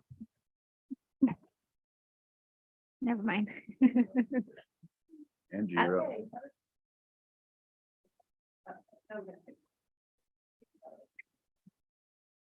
Mayor, I make a motion to approve resolution 22-19. You're going townhome development agreement with the following amendments. In paragraph 7, rezone continues to overlay to the R5. Paragraph 17, the same word used. All of these places, including the new paragraph. Angie, can I read my edits so there are no questions of what they mean? I have 2. One is to edit paragraph 16C as follows: that type A unit shall have a garage with interior dimensions of 22 feet by 22 feet. And type B unit shall have a garage with interior dimensions of 20 feet by 20 feet. And then we would replace paragraph 7 with the following. Homeowners Association's rental regulation, the development shall be required to include within the covenants, conditions, and restrictions provisions to limit the number of rentals regardless of length of term, units allowed, and includes the right to enforce rental restrictions. The provision shall be to allow no more than 25% of the available units to be rented. The covenants, conditions, and restrictions may allow additional units to be rented upon a showing of financial hardship, such as divorce, illness or death, loss of job, transfer, family growth, military, permanent change of station, etc. Short-term rentals shall be subject to South Weaver City Code 10-18. And that's section 17.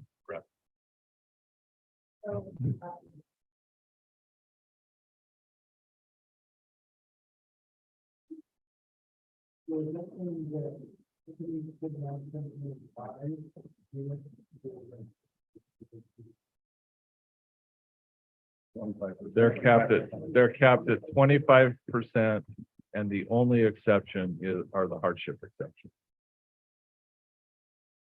So.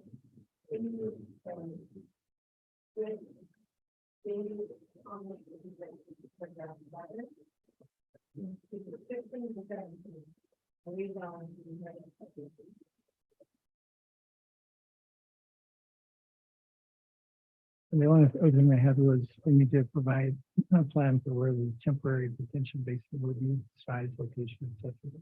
And that'll be part of the plan. I second that.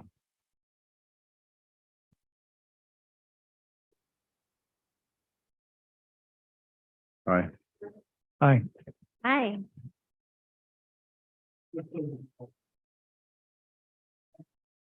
Thank you. We're not done. Well, make a motion. Ordering. One, two, three, okay. You don't. You will, I find that.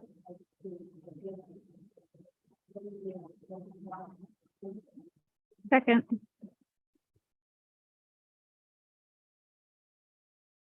Aye. Aye. Aye. Moving on.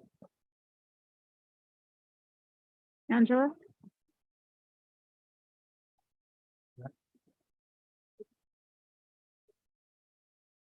Mm-mm.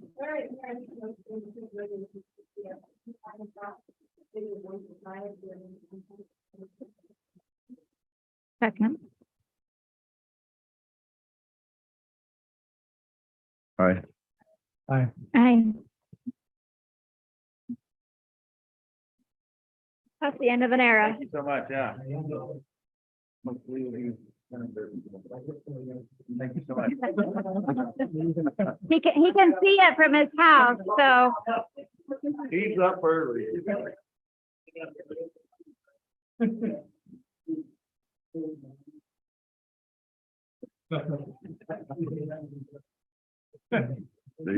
We need a pre-con, Remember, you need new pre-con. new pre-con. Contact Brandon. Thank you.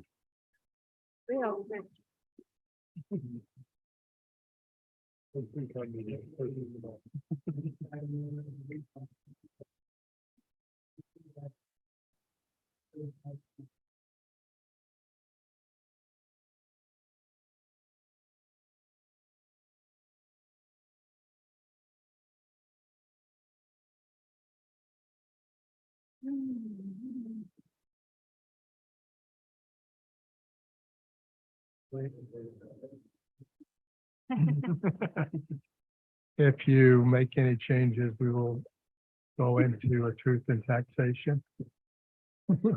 That's a brief comment. I gave you in the thing, the outline, what they did is they ensured because property values are down in total. The county, in providing us with the certified tax rate, ensures we will get the same amount of revenue as last year, plus new growth reduced by what we were paying for animal control. That gives you the new dollar amount, and then that dollar amount was converted to a rate. So the rate is different from last year, but the dollar amount is the same with those changes. So if your property value, the average citizen will see the same amount in property taxes from the city. They may go up because there's a lot of other taxing entities, they could change things, but the city portion would not change. Thanks, Matt. Mayor, I move to approve resolution 2322 certified property tax rate of 0.001330. Second.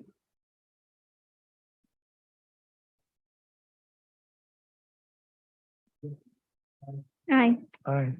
Aye.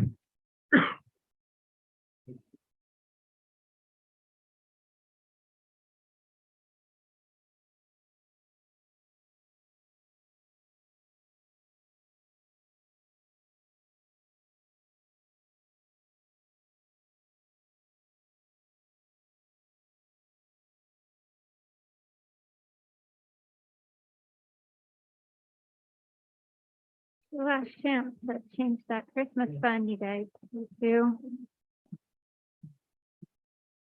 Although I have a rule, we don't discuss Christmas in the summer.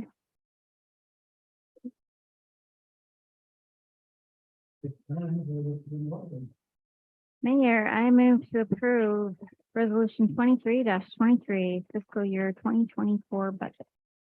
A second. Aye. Aye. Aye.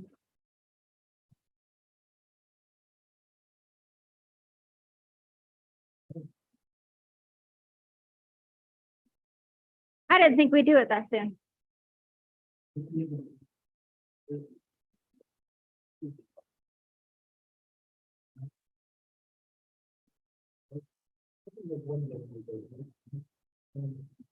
Just because we've seen this again today.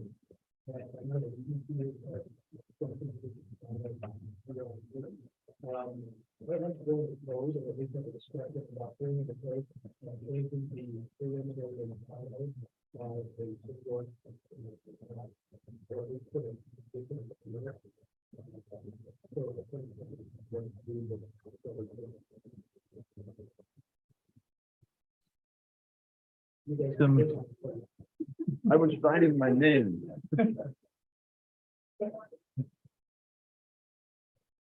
In code right now, they can bring forward preliminary approval and final approval.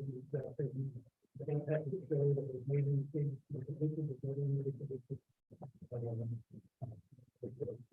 I think the county will want to at least have time between those two. We have discussed the thing. Minor. Well, I'll just add a footnote, and it's not a really tiny footnote. With the changes in state law in the last legislative session, you're going to be forced to make wholesale changes to the development Of course process. we are.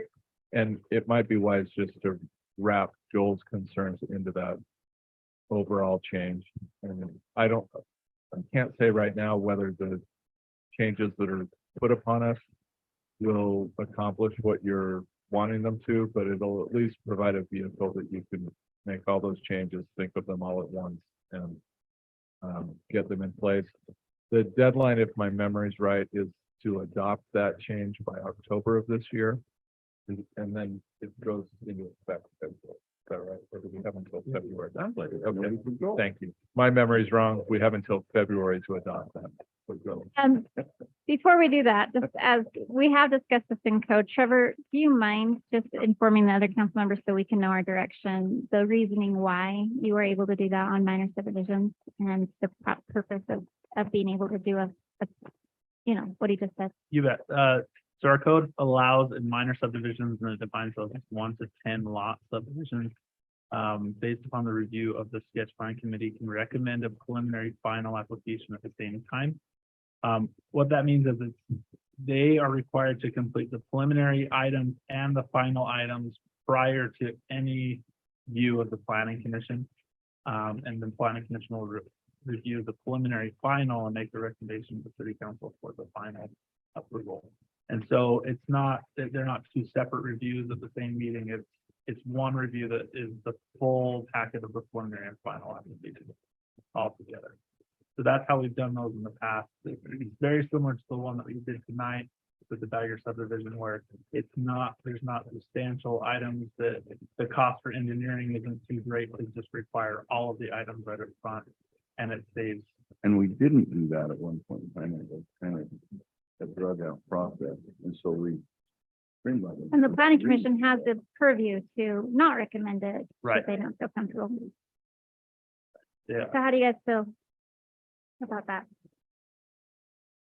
So, is that what you're recommending? Sees in the plan, that they're looking for their one. So for that, then we have to come back, and they get the two approval for the. It's sort of like it sees that kind of approval. So if you say, they want to do a 15%. Bring it down to 10, you know, we get, on the road, then they get a chance to do that. And say, yes, that's good, or if not, they don't get in the other side. It's good. So it's kind of a bigger one.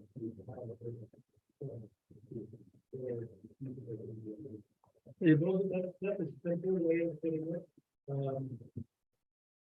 Tonight was an example of, being able to choose and not have the option of making it. Because we had already seen it, they had come here a couple times before, most of them should send it through the process and they have to decide that it's there.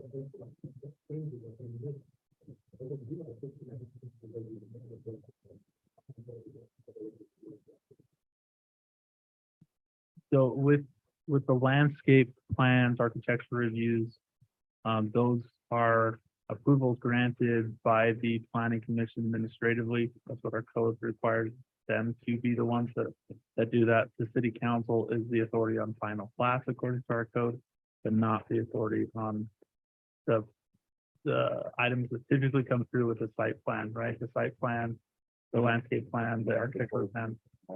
And that's both small and large subdivisions.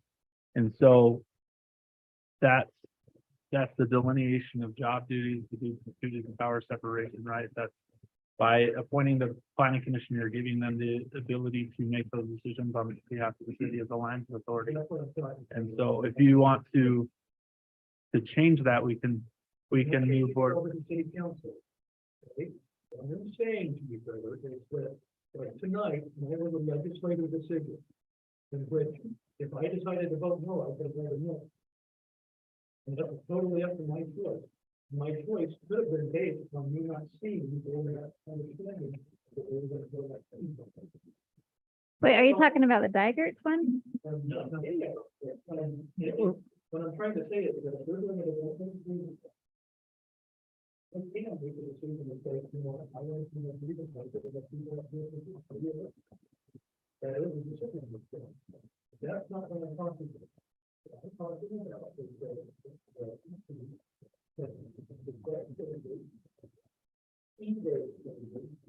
going to have to do it. Because none of that, you say that it's going to create that. So another asking for a change in the landscape. That's not. But then shouldn't they reject it? Or, you know, they shouldn't approve it. If they think it's something significant they need to see again, they shouldn't be approving it. If they want to see it again, the planning commission should say, no, bring it back with all these changes, and then we may approve it. So really, they have that option. You just don't approve it. And I just want to address, But I don't, maybe I'm misunderstanding. No. I'm sorry. So, and I guess I'm just hearing from before and I'm gonna hear it. And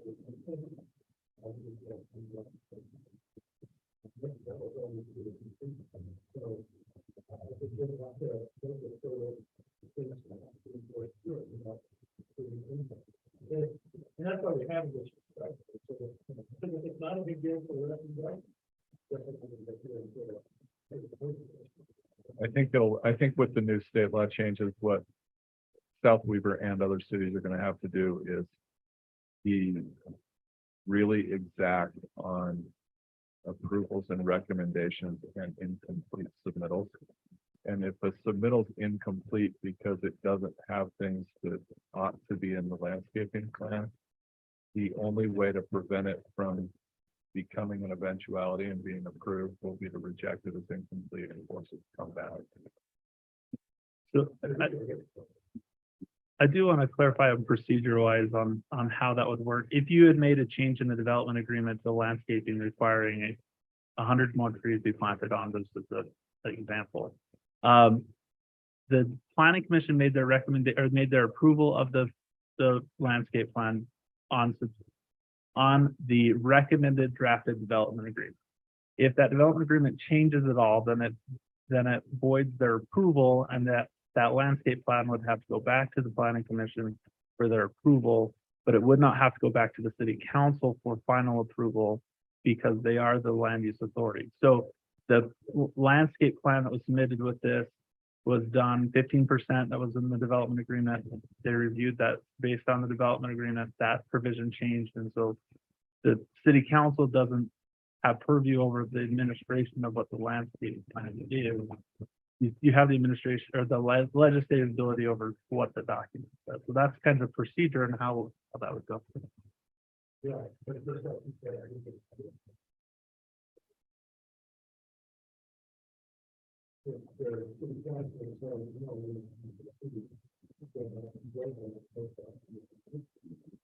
Correct.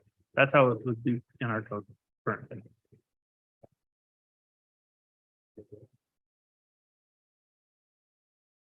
Yeah. Okay, so what I get from this is that regardless, we need to rewrite our standards. That's why I have y'all. Is that something you want code committee to take, or do you want that to go straight to staff for recommendations from staff to the PC? I Sounds would like think- there's some legality from the recommendation of staff. It's- Maybe. Yeah, it's on our list in code committee, and It's what? Sorry. it's on the priority list. Oh, it is? Yeah.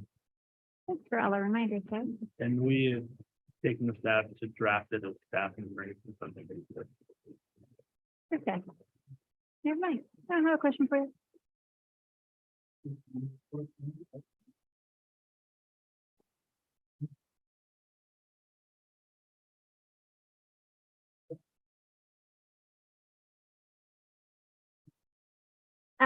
I just want to thank staff for putting on our concert in park. We did get rained out on, because that's the season we are in. But it looks like it was so great, I wasn't able to attend, but we have another one coming up that we are working on. Buckley emails going back and forth today, so working on that. And not necessarily a committee report, but I would like you all to know that the mayor is a fantastic golfer. I mean, you wouldn't know it. He's very spry. He's very spry. And he's very passionate about the game of golf. So He's very good. he's a very good coach. So he did fantastic out there on the, yeah. That's it. Well, one of us was really good.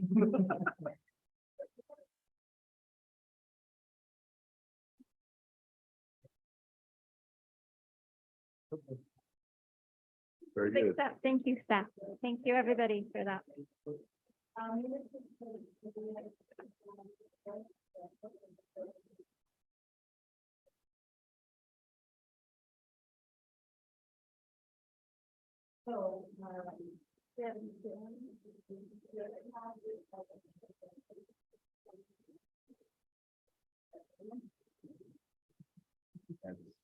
That's the goal. Yes, that's what we're shooting for.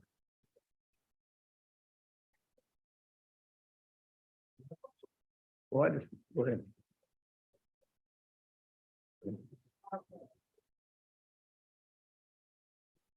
We're gonna all look that Yeah. over there, Yeah.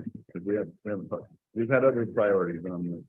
The wildland update is that, Derek, Trevor, and I have met repeatedly, consistently, every month, I would say, to talk about the recruitment of that. And have continued to post in certain locations and tried to improve the posting and the recruitment of an engine boss to make that happen. We're ready to roll as soon as we can staff it. And so we again continue to have that conversation and Derek is talking to people he knows personally as well as trying to get in front of everybody. Derek, I don't want to put words into his mouth, but he has said that he's talked to other departments about their wildland programs. And what we're experiencing is not unique, that other wildland programs are having a hard time hiring as well. So again, we're ready to roll as soon as we can staff it, and we continue to up those efforts and have those conversations to see what else we can do to get somebody on board. They know why it's so hard to find these guys? Because when we discussed this, it was presented in a way that it's very easy to find these jobs to fill, if I remember right, which, you know, I'm on a roll tonight.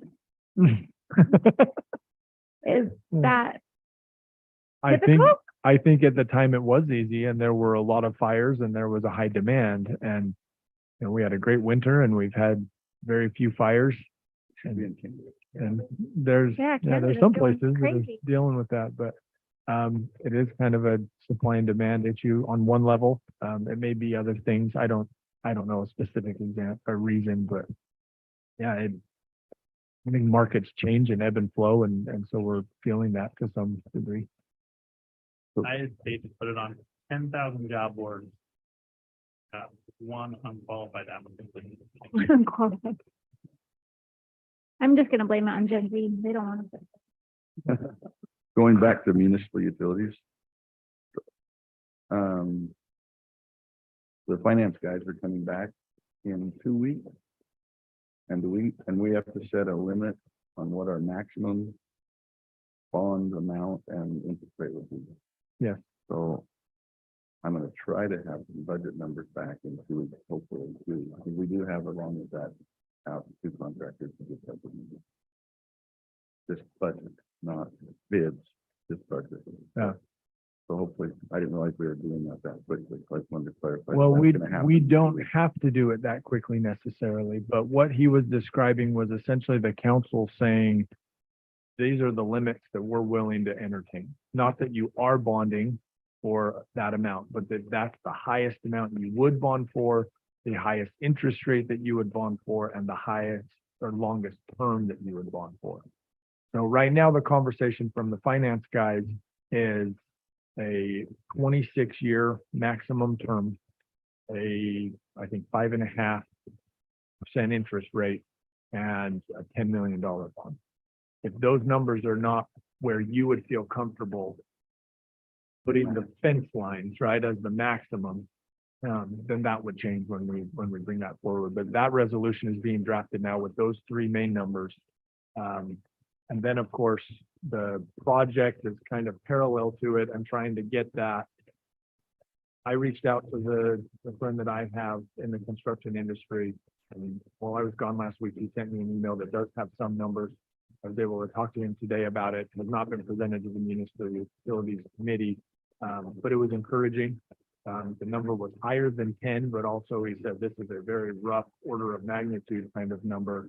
And you know, once you take what we're doing now with the design of the building, kind of tighten that up and narrow that down, that you can design it to whatever number you figure. So the two parallel tracks, I think, are running well, but we got to keep making sure that they are. And if at any point the council feels uncomfortable with either of those, then you know, when we adjust. Okay. Anything else? Where? So it's actually very interesting. Every bond that you go out for gets its own rating. So when you talk about an entity having certain bond rating, it's really a bond rating for the individual bond that you go out for. So there's a process when the city declares to go out for bond to get a rating for that bond. But the last few that we've had, have been very good. What were they? Do you remember? A minus, B plus, what Max said. So AAA is the highest and then, yeah, you have pluses and minuses on each of those numbers of letters.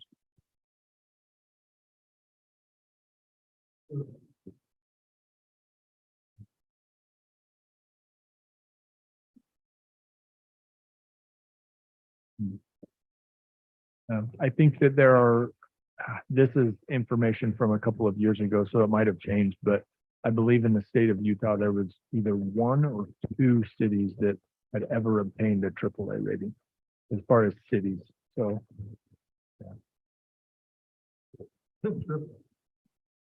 AAA is very seldom found on a city. The state of Utah has had a AAA for a long time, but they are also one of the few states that have been able to hold a AAA.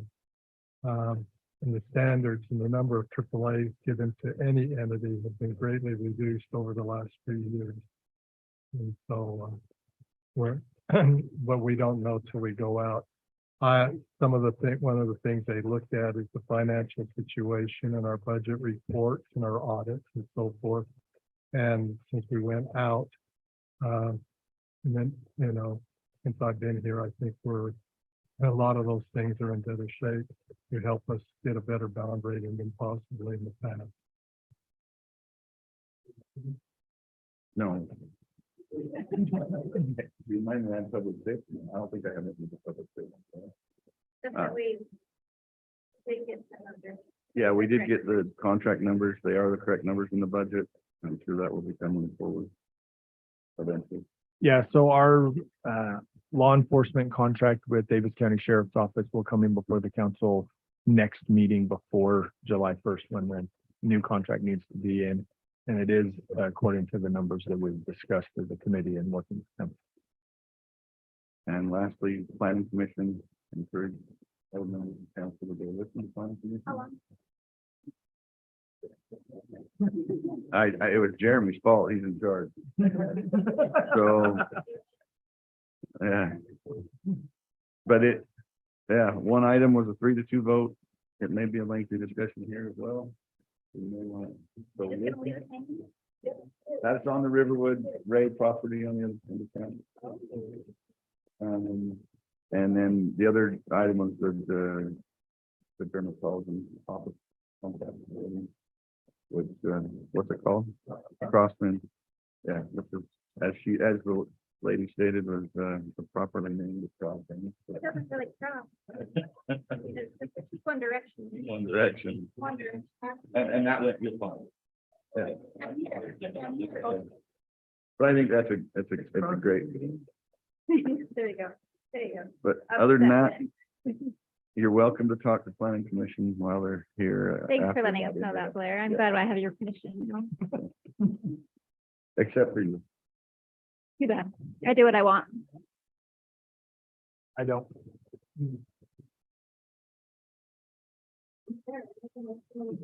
Second. Aye.